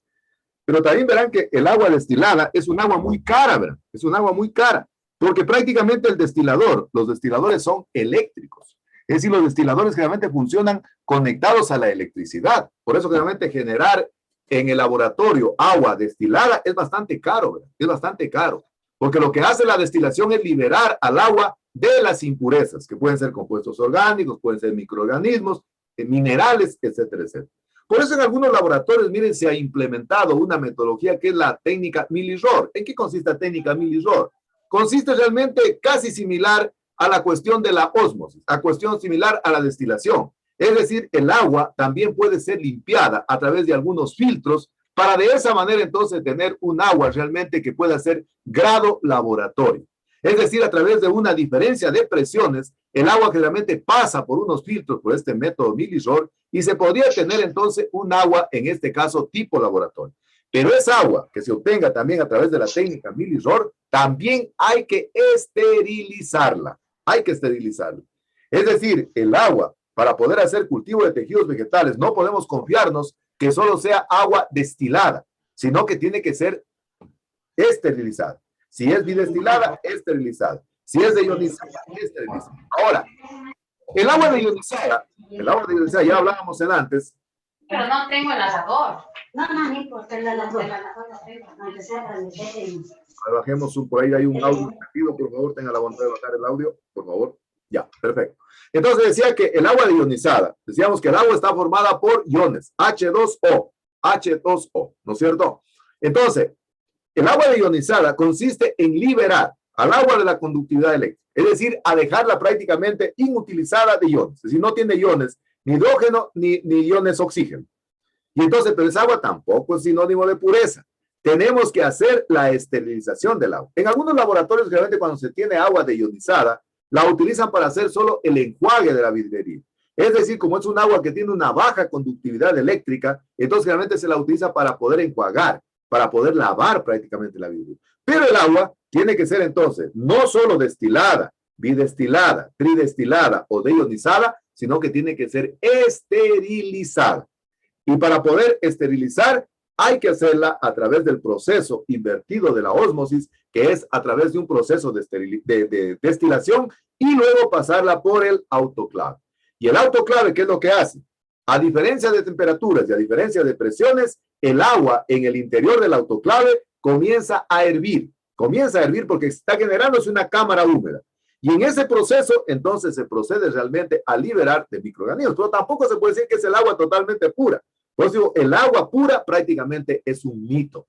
Es decir, es un sueño. No, es imposible realmente tener agua pura. Por eso realmente cuando les dicen, no sé, yo me acuerdo que alguna vez decían que un presidente, creo que era del Perú, creo que había ido a una localidad y bueno, ustedes saben que lo ven los políticos por hacerse los simpáticos con la población, dice que llegó a un lugar donde había una laguna y tomó agua. Y esa agua estaba contaminada, dice que después inmediatamente estaba tomándose ya un antiparasitario porque el agua pura generalmente es un mito, no existe. Entonces, en cultivo de tejidos vegetales es de fundamental importancia recurrir entonces al uso de un autoclave. Ya hablábamos un poco del almacenamiento del agua, ¿no? Fíjense, la mayor parte del agua que es almacenada, por ejemplo, en recipientes de plástico, ¿no? El plástico está a base, hay el plástico generalmente que está a base de los CFC. A ver, ¿quién, para el glosario, ¿quién se acuerda que eran los CFC? A ver, ¿qué es un CFC? A ver. CFC. ¿Se acuerdan que era CFC? A ver. ¿Qué eran las? Son las sales que tienen mayor poder de contaminación. Ajá. Mayor poder de contaminación y a base de qué nomás. A ver, ¿quién se acuerda qué son CFC? Son las sales a base de hidrocarburos saturados. Claro, pero tienen cloro, flúor y carbono, ¿no es cierto? CFC.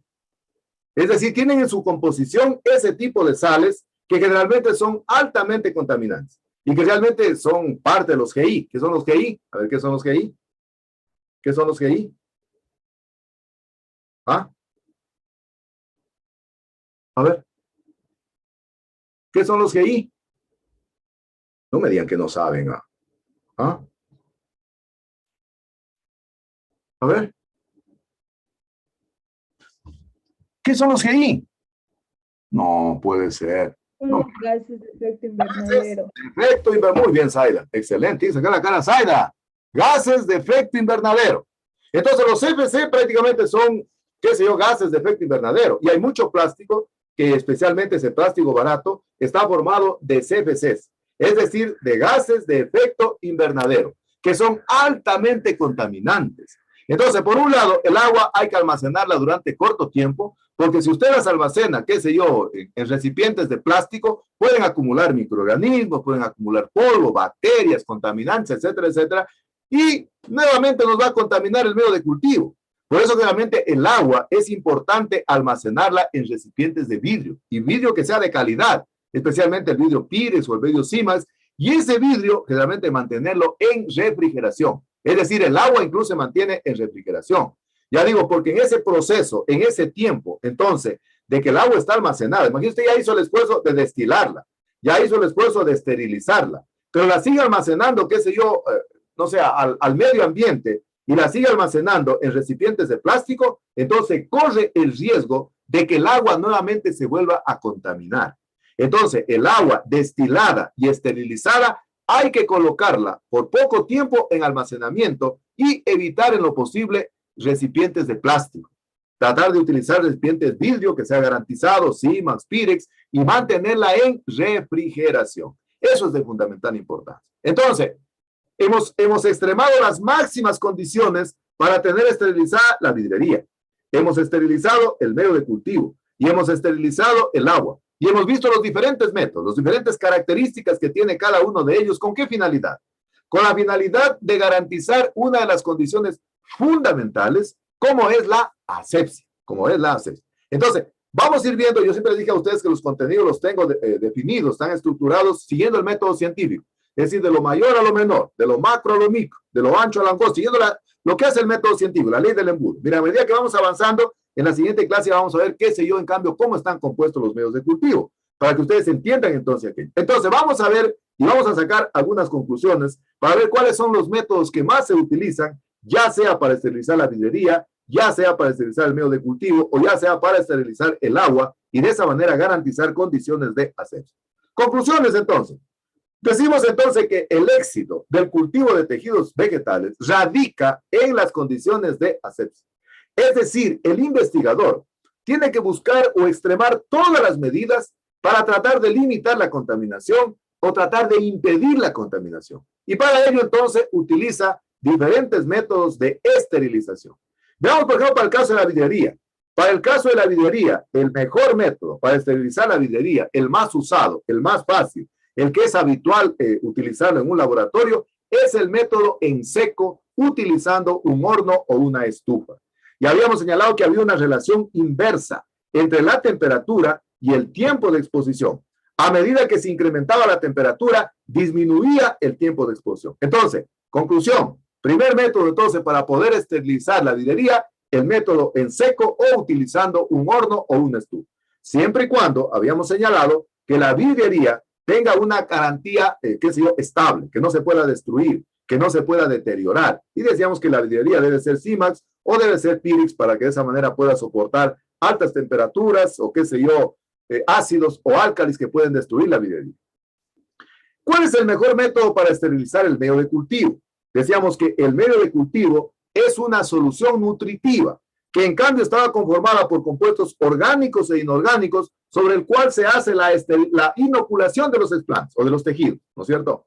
Entonces, si es una solución nutritiva conformada, entonces por compuestos orgánicos e inorgánicos, el mejor método para poder esterilizar el medio de cultivo es el método en húmedo o vapor utilizando un autoclave.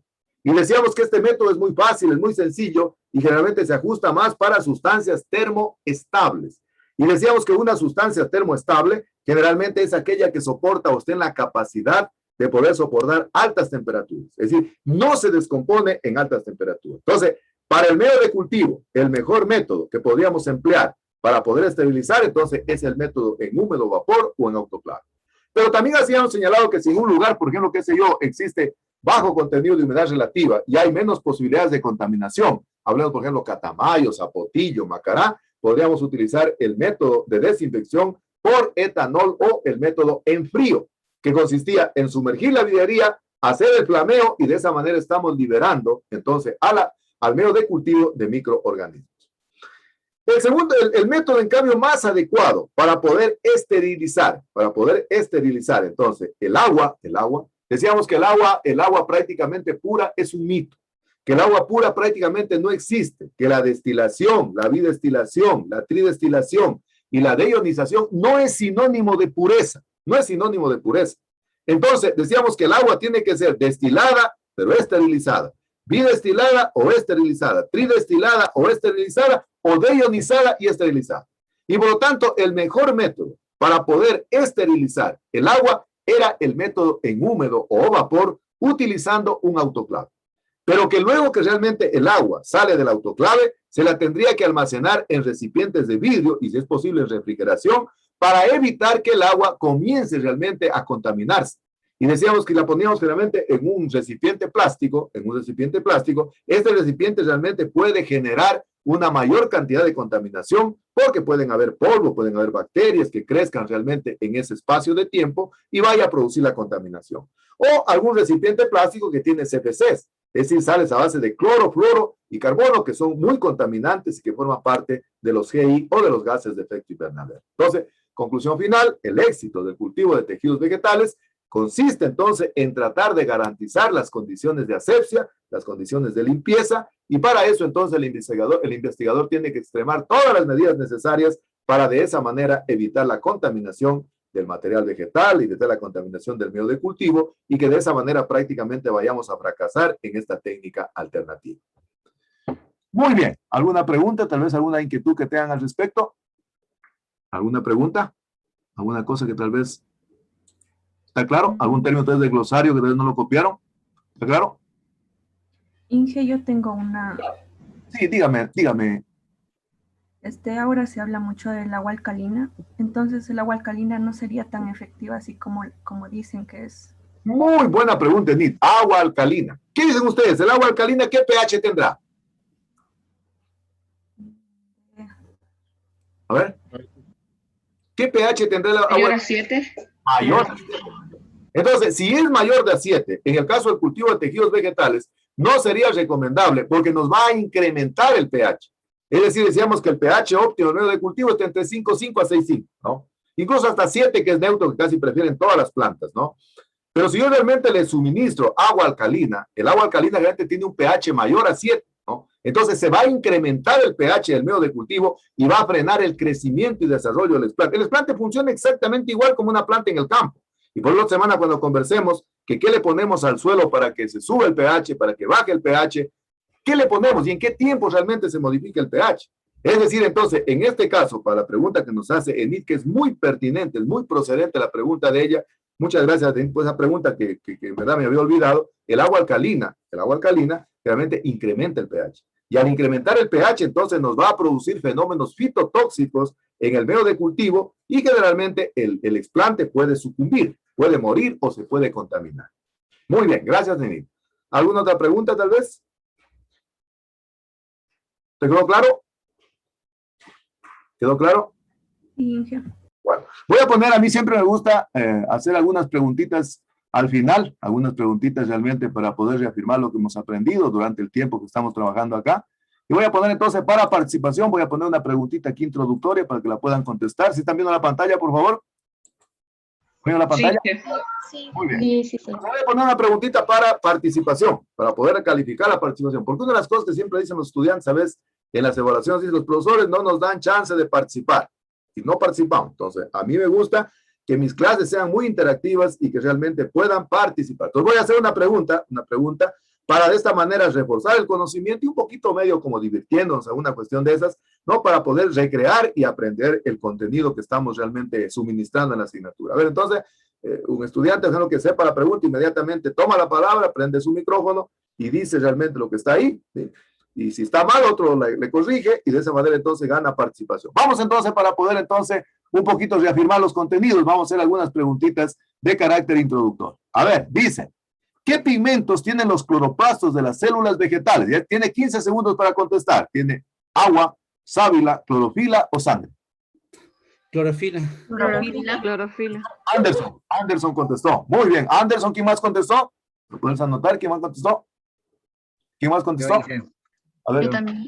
Oscar y Mitzi contestaron primeritos, ¿no? Entonces, Sí, gracias. una de las características particulares que decíamos que tenían las plantas es a través de los cloroplastos. Y decíamos que el pigmento realmente abundante que existe en la naturaleza es la clorofila. Pero ¿quién se acuerda de cuál era el pigmento, en cambio, que enmascaraba la clorofila en las algas rhodophysias? ¿Cómo se llamaba el pigmento? A ver, ¿quién me dice?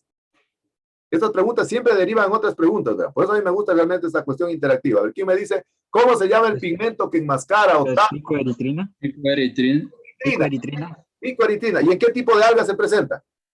En las algas Algas rojas. Las algas rojas o algas rhodophysias. ¿Y cómo se llama en cambio el pigmento que enmascara la clorofila, que la tapa, que la camufla, en cambio en otro tipo de algas que son pardas? ¿Cómo se llama el pigmento? Fucosantina. Fucosantina, muy bien. ¿Y ese tipo de fucosantina en qué tipo de algas se presenta? Algas pardas. Las algas pardas. Algas pardas, o también llamadas algas feofisias. Feofisias. Muy bien. Entonces estamos reafirmando lo que hemos venido aprendiendo durante este tiempo, ¿no? Vamos a ver entonces otra pregunta. Otra pregunta para los que todavía tal vez no han participado. Vamos a poner otra preguntita para los que todavía no han participado. Entonces, a ver.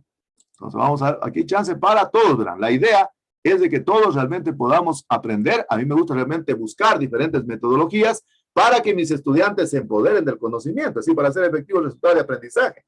Yo de nada sirvo que yo enseñe y que me pierdan toditos. No saben usted el éxito del profesor. El éxito del profesor está en que el estudiante se empodere del conocimiento. Yo digo que siempre para mí el éxito de los estudiantes es el éxito de la universidad, es el éxito de los profesores, de los administrativos, en definitiva de toda la comunidad universitaria. Voy a poner otra pregunta entonces, otra pregunta para un poco introducirnos en la discusión, ¿no? Que voy a poner entonces en este momento, ¿no? Vamos a poner, entonces por favor, el que sepa, sino 15 segundos contesta, me gustaría por favor que participaran los que no han participado en esta primera pregunta. Dice la pregunta, ¿cuáles son las células que poseen núcleo? Hay las opciones, procariotas, animales, vegetales o eucariotas.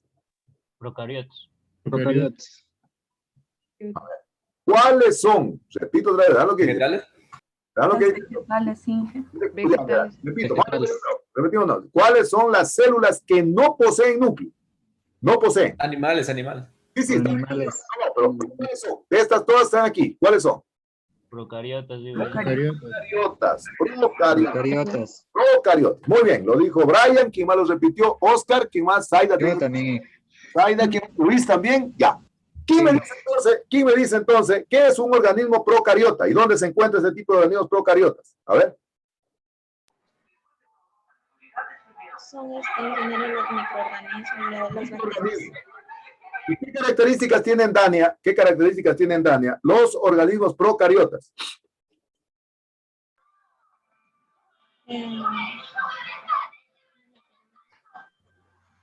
¿El material genético está disperso en el citoplasma? Muy bien, el material genético está disperso en el citoplasma porque no tienen una pared que limite el citoplasma del núcleo. Esa es la característica fundamental. Y básicamente lo encontramos, como dice Dania, en algunos microorganismos, algunas bacterias, algunos hongos, forman parte de los procariotas. Entonces, los procariotas tienen prácticamente su contenido genético, está distribuido por el citoplasma, porque básicamente no tienen una pared de separación que divida el citoplasma del núcleo. Entonces, esos son los organismos procariotas. Muy bien. Ahora, en cambio, vamos a ver, Zaida, quiero que usted me diga cuáles son las preguntas que quedaron la semana anterior y que en cambio aquí sí voy a preguntar de manera personalizada. No, recuerden que para la próxima semana quedan las preguntas, en cambio. Y sumemos esa otra pregunta, a ver, para otra semana, sumemos a ver qué es, a ver, Entonces ya estamos, a ver, para la otra semana, entonces anote, Zaida anotará mis preguntas, usted siempre tiene que ser, me acuerdo, ¿qué es la nitrificación? ¿Qué es la nitrificación? ¿Qué es la desnitrificación? Como es del suelo mismo, nitrificación, desnitrificación. ¿Qué es la nitritación y qué es la nitratación? Repito, primera pregunta, ¿qué es la nitrificación? Nitrificación. Dentro de la nitrificación está la nitritación y nitratación. Y luego tenemos la desnitrificación. Entonces, de eso, para la próxima semana, para poder conversar, las preguntas que quedan pendientes. Entonces, ahora sí, Zaida, ¿cuáles son las preguntas que quedaron y que todavía estábamos por responderlas? A ver, Zaida. Ya, era el concepto de secreción y Secreción. de Yo quiero preguntarle, páreme ahí. Brigitte, ¿qué es una secreción? ¿Qué es secreción? Brigitte. Secreción, Inge, sería como es algo que es medio pegajoso. No sé, de pegajoso aquí. ¿En dónde se produce la secreción? ¿Cuándo se produce la secreción? La secreción. No, Inge, no. Consultados. La otra semana verán, está cómo subo, cómo bajo el pH, en qué tiempo, qué es nitrificación, qué es nitritación, qué es nitratación, qué es desnitrificación, ¿no? Ya, voy a preguntar en cambio ahorita, le voy a preguntar entonces a Leonardo, ¿qué es la secreción? Verán que pierden puntos, verán. Pues digo, mis clases son bien participativas. Pues no me digan que no han tenido chance de participar. Secreción, Leonardo. El que sabe, sabe. ¿Qué es la secreción? Un poco lo consulté, más me enfoco un poco en qué es la resina de los árboles, un poco a eso se refiere. No. A ver, Anit, ¿qué es la secreción? Desde el punto de vista celular, ¿qué es la secreción? ¿Qué me nombró a mi hija? Anit, ¿qué es la secreción? Secreción. Es cuando se expulsa algo. ¿Pero en dónde? ¿Parte de qué proceso la secreción? Andrea, ¿qué es la secreción? ¿Sí ven? Yo les dije que esas cosas tienen que saber, no tienen que anotar en ningún lado, tienen que saber. Esas son las preguntitas que siempre dejo en la asignatura. Por la otra semana, las preguntas que ya están. A ver, Andrea, ¿qué es la secreción? La secreción es un proceso celular en que las sustancias se excretan hacia afuera. No, secreción. Ah, ¿Dónde se almacenan los productos de secreción? ¿Dónde se almacenan? en el citoplasma. En el citoplasma, ¿pero en qué parte del citoplasma? No sé. En la vacuola.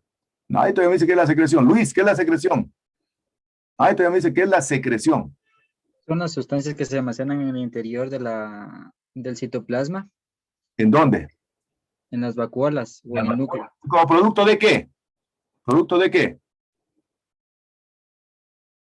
Del metabolismo.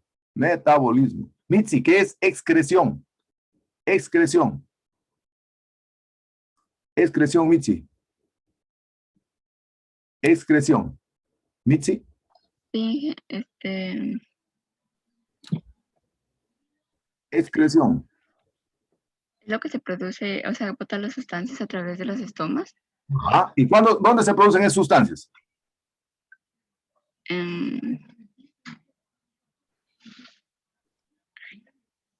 Zaida, ¿qué es la excreción? Excreción. Excreción es el proceso mediante el cual se liberan las sustancias de desecho del microorganismo. Ajá. ¿Por dónde se eliminan? Por los estomas. Por los estomas. ¿Y producto de qué? Del metabolismo. Es decir, ese tipo de sustancias, la célula las expulsa al exterior y se traducen en olores, se traducen en cuestiones, qué sé yo, aromas. Yo decía, por ejemplo, el jazmín, la flor de la violeta de campo, ¿no? Son sustancias de excreción que se forman en el metabolismo. ¿Ya has visto lo que es secreción? ¿Cuál es la siguiente pregunta, Zaida? Zaida. Ya, la siguiente pregunta es el concepto de, ¿cuántos cromosomas tiene el eucalipto y cuántos cromosomas tiene el pino? El pino. A ver, Josué, ¿cuántos cromosomas tiene el eucalipto? Fíjense, son cositas sencillitas. Estos ya estudiaron genética además. Oscar, ¿cuántos cromosomas tiene 22. el eucalipto? A ver, Josué. 22 cromosomas. 22 cromosomas. ¿Cuánto sería la célula haploide si tiene 22 cromosomas? 44. No. A ver, 22 cromosomas, ¿qué es? ¿La célula haploide o somática, Josué? ¿Qué es una célula haploide y qué es una célula somática, Josué? Eso tiene que saber para la asignatura, ¿verdad? Oscar, ¿cuántos cromosomas tiene el eucalipto? Fíjense. Y son cositas sencillitas, mire. Y eso todo. 22. Ah, 22. ya, ¿cuántos tiene la célula somática y cuántos tiene la célula haploide? La haploide de 11. 11. ¿Y en la somática? 22. Ya. Anderson, ¿cuántos cromosomas tiene el pino? Tiene 25 pares de cromosomas. ¿Cómo es la distribución en las células haploides y diploides? La distribución de células, las haploides sería pues, se divide para N. ¿Cuántos tiene? Sería 12. 12, bueno, 12 y un poquito más, ¿no? Por ahí, 12 y medio por ahí. ¿Y la somática? Las somáticas son las 25. 25 cromosomas, ¿no? 25 cromosomas. Siguiente pregunta, Zaida. ¿Quién me falta? A ver, me falta, ya. La siguiente pregunta ya es la que nos dijo que consultemos la general, que decía que es una solución porcentaje, peso y volumen. Eso es para el examen práctico que voy a tomar. Tienen que saber qué es una solución porcentaje peso y porcentaje volumen, cómo se la calcula, cómo se la determina, etcétera, etcétera. No, pero que no tengo de acuerdo una que era catabolismo. ¿Qué es catabolismo y qué es anabolismo? Entonces le voy a preguntar a Dania qué es el anabolismo, que es parte del metabolismo. Dania. Anabolismo. Ingeniero, el anabolismo era el ingreso de nutrientes y el proceso de estos. ¿Cómo? Y son cositas, miren, que ustedes ya las aprendieron en biología, los que las han aprendido en fisiología, en diferentes cosas. Ustedes están en sexto ciclo, ¿verdad? Brian, ¿qué es el anabolismo? Es el proceso de construcción mediante el cual se elaboran los nutrientes para... ¿Cómo se elaboran? ¿De simple a complejo o de complejo a simple? De simple a complejo. De simple a complejo. Entonces, el anabolismo es el proceso de construcción o el proceso de elaboración de moléculas desde una molécula simple a una molécula compleja durante el proceso del metabolismo celular. Entonces decíamos, por ejemplo, qué sé yo, se forma, por ejemplo, de una molécula sencilla, se forma, por ejemplo, la sacarosa, es más compleja, y pues decíamos que realmente que la fotosíntesis es un proceso anabólico. Incluso les dije, Ana construye. Es decir, el anabolismo es parte del metabolismo celular, en donde realmente se produce el proceso de construcción en base de moléculas complejas, en base de moléculas simples. Es decir, lo que yo decía como una pared, ¿no? Usted tiene un montón de ladrillos ahí y le dice a un maestro, le dice, maestro, construya una pared. Entonces, ¿qué hace el maestro? Va cogiendo ladrillito por ladrillito y lo va poniendo con plomada, niveles, etcétera, etcétera. Está construyendo. Eso hace el anabolismo. Es decir, construye moléculas de simples a complejas. Entonces, eso pasa en la fotosíntesis. Igual decimos que en la fotosíntesis generalmente se forman los carbohidratos, básicamente sacarosa, glucosa, fructosa, que son en base generalmente a compuestos sencillos. ¿Qué nomás interviene? CO2, agua, ¿no? Y en función de aquello se forman entonces moléculas mucho más complejas. Dania, para que no se quede sin participación. ¿Y qué es en cambio el catabolismo? También llamada la fase de destrucción. Es un proceso igual del metabolismo. ¿Qué pasa? En la descomposición de las moléculas relativamente complejas se vuelven simples. Perfecto, muy bien, mi señora Dani, excelente. El catabolismo es parte del metabolismo celular, mediante el cual entonces las sustancias, en cambio complejas, se vuelven sustancias simples. Es decir, por ejemplo, la sacarosa luego en la digestión se vuelve, qué sé yo, en una cuestión ya sencilla. Es decir, la pared que decíamos que el constructor la hizo, viene un choque y la destruye. Eso pasa en el catabolismo. Por eso decíamos que el catabolismo, en cambio, es el proceso de destrucción dentro del metabolismo, en donde las sustancias complejas se vuelven sustancias simples. Por eso decíamos que Cata, en cambio, ¿qué hace Cata? ¿Cata qué hace? ¿Qué hace Cata? Destruye. Destruye. Ana construye, Cata destruye. Digo que a mí sí me enseñaron, miren, la profesora que me dio fisiología en Cuba, si estoy hablando de siglos, no me olvido. Ana construye, Cata destruye. A ver, Brigitte, para que no se quede sin participación, porque no se puede ver, dice, ¿y yo por qué tengo eso? A ver, Brigitte. Dígame entonces, usted sintetiza, sáqueme a limpio, ¿qué ha sido secreción? ¿Qué ha sido excreción? ¿Qué ha sido catabolismo? ¿Y qué ha sido anabolismo? Ya dijeron todos. Quiero que usted me saque a limpio ahorita para ir realmente poniendo aquello en orden, ¿no? Entonces, ¿qué es secreción? Secreción era era una sustancia que era producida por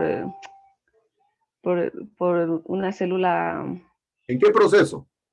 El metabolismo. Ya. Entonces, la secreción, entonces, es el proceso que se da durante el metabolismo celular, mediante el cual las sustancias se almacenan en el interior del citoplasma. Y básicamente se almacenan en el citoplasma. A ver, ¿quién se acuerda un producto de secreción que se almacena en la vacuola? A ver, ¿quién conoce algo? A ver, por ejemplo. Un producto de secreción. Un producto de secreción del metabolismo, a ver. Un hito nomás, a ver. ¿Qué nomás hay en la vacuola? A ver, según dijimos, a ver, oigan, pondrán atención, verán, pondrán atención, ahí se acumula el agua, taninos, colorantes, gomas, reservas, etcétera, etcétera. Entonces, esos son productos de secreción. ¿Qué es la excreción, Brigitte? Excreción. Es la sustancia que se produce en el citoplasma en una vacuola. Ajá. ¿Y a dónde queda? Ya. En el metabolismo. En el metabolismo. ¿Y a dónde queda? ¿A dónde se va? Al agua, colorantes y... Fíjese que no siquiera usted ha estado atenta a lo que los demás compañeros dicen. A ver, Andrea, ¿qué era en cambio la excreción?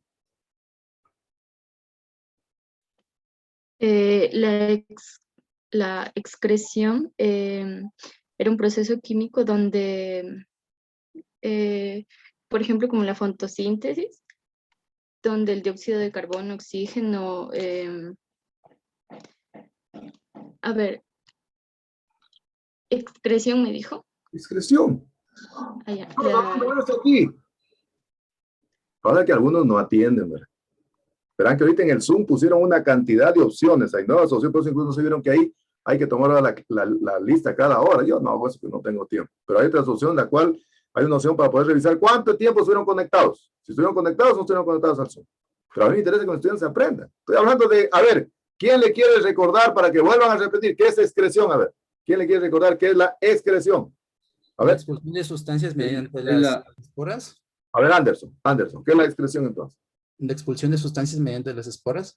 No, los esporas. Pero mediante las... Mediante los estomas, perdón. Repítales qué es la excreción. La excreción es el proceso mediante el cual se eliminan sustancias de desecho por los estomas. Por los estomas. Pero que son producidos en el metabolismo celular. Es decir, la célula produce ese tipo de sustancias, pero las elimina al exterior básicamente por los poros, por los estomas, los elimina al exterior. Son, por ejemplo, esos aromas que son fragantísimos, esos olores, ¿no? Aceites esenciales, los elimina al exterior. Entonces decimos que eso es la excreción. Excreción. Andrea, ¿qué es en cambio? Entonces, ¿qué pasa durante el proceso del anabolismo? Estamos recordando solo lo que ustedes están diciendo, ¿verdad? Durante el anabolismo es la etapa de destrucción de moléculas completas. Anabolismo. Anabolismo es la etapa de construcción de moléculas simples a compuestas. ¿En qué proceso? En el metabolismo. Metabolismo celular, ¿cierto? Es decir, Ana construye, decíamos, con la pared, hombre, acuérdense de la pared. Es decir, construye de moléculas simples a moléculas complejas, ¿no? La fotosíntesis, porque decimos que es un proceso anabólico. Por eso decimos que la fotosíntesis es un proceso anabólico, porque es un proceso de construcción. ¿Con qué se construyen? Moléculas. con moléculas complejas, como el caso, qué sé yo, de la sacarosa, la glucosa, la fructosa, se construyen. Y por lo que decíamos de que la fotosíntesis no fue creada, la fotosíntesis no fue creada para generar de manera intencionada oxígeno. La fotosíntesis ha sido creada por las plantas para generar carbohidratos. El oxígeno es por accidente, ¿verdad? El oxígeno es por accidente. Es decir, es un desecho el oxígeno. Es un producto de excreción, fíjense. O sea que las plantas, a través de la fotosíntesis, lo que ellas están destinadas a hacer es carbohidratos. Y por eso decíamos que el primer alimento que hace la planta se llama pegal, que es el fosfogliceraldehído. Ni pendejados, ¿no? Para ir a trabajar y dar de comer a nosotros. El oxígeno viene a ser una cuestión realmente de manera deliberada que lo hace la célula. Es decir, ya lo hace como a manera de un desecho que queda. Fíjense, así pasa. Muy bien. Brigitte, en cambio, ¿qué es el catabolismo? Catabolismo. El catabolismo era el proceso de destrucción. Ya.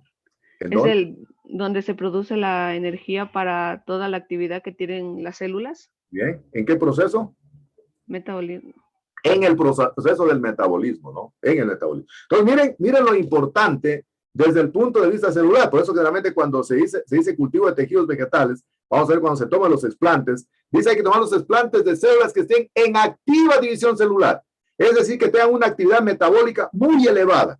Porque en ese tipo de tejidos las células están mucho más, qué sé yo, vivas, están mucho más jóvenes. Hay mayor capacidad de proliferación. Una de las máximas que tiene el cultivo de tejidos vegetales es de que es importante trabajar con tejidos jóvenes.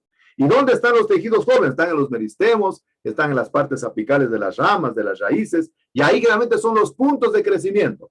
¿Por qué son los puntos de crecimiento? Porque son básicamente las zonas que tienen mayor actividad metabólica. Es decir, el anabolismo y el catabolismo están funcionando al 100%. A ver, ¿quién me dice? Eso ya afuera, ya esto no, pero ¿quién sabe? A ver, ¿qué dicen ustedes la planta, en qué estadio de su desarrollo la planta esté al 100% de su función, de su funcionamiento del metabolismo? A ver, ¿en qué etapa de la planta estará?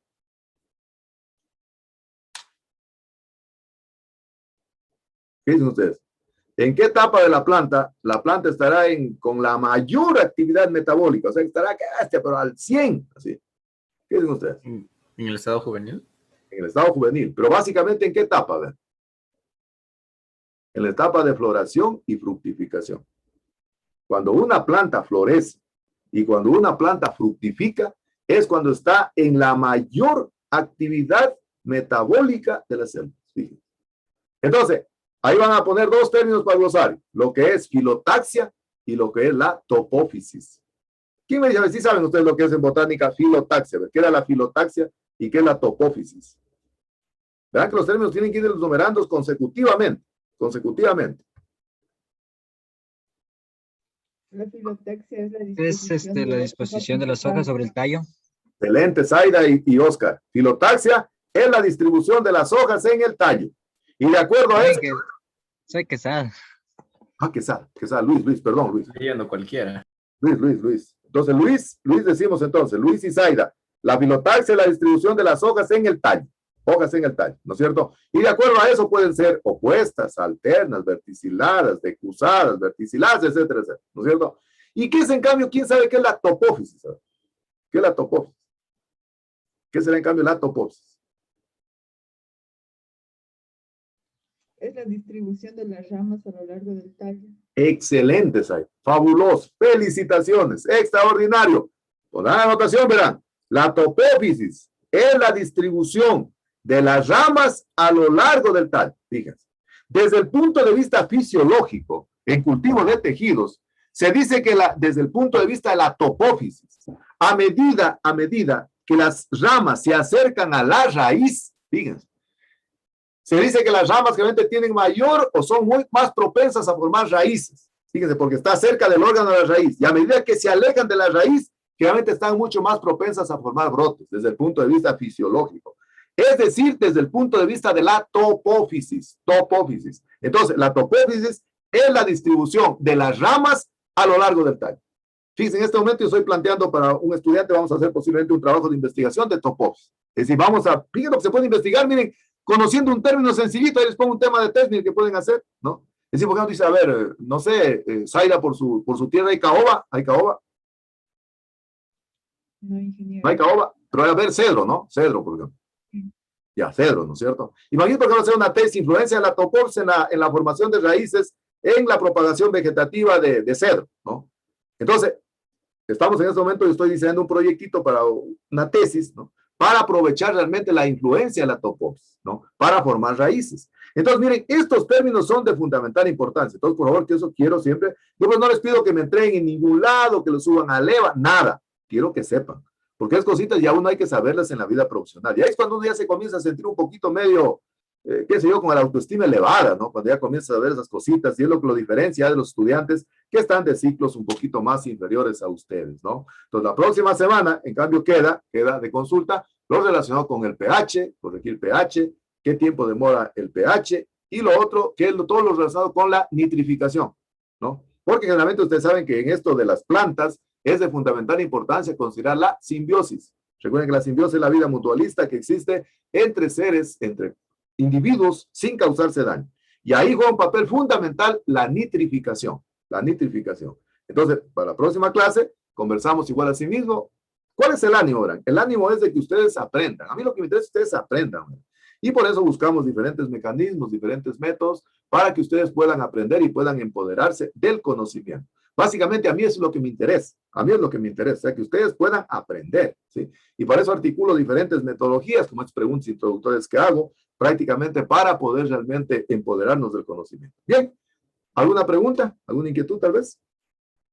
Bueno, ustedes conocen el día lunes, pues hay un feriado, entonces no tenemos clase el lunes. Si Dios lo permite, nos vamos a ver el día martes, y el día martes entonces voy a explicar ya un trabajito de investigación que van a hacer, una investigación bibliográfica, y voy a explicarte en la práctica número 1 también, que ya vamos a trabajar en la próxima semana para un poco ir fortaleciendo los contenidos que vimos el día de hoy. Todos los contenidos, tanto del documento guía como del sílabo y las prácticas, están articulados para ir abordando los contenidos que vayan entendiendo con la práctica.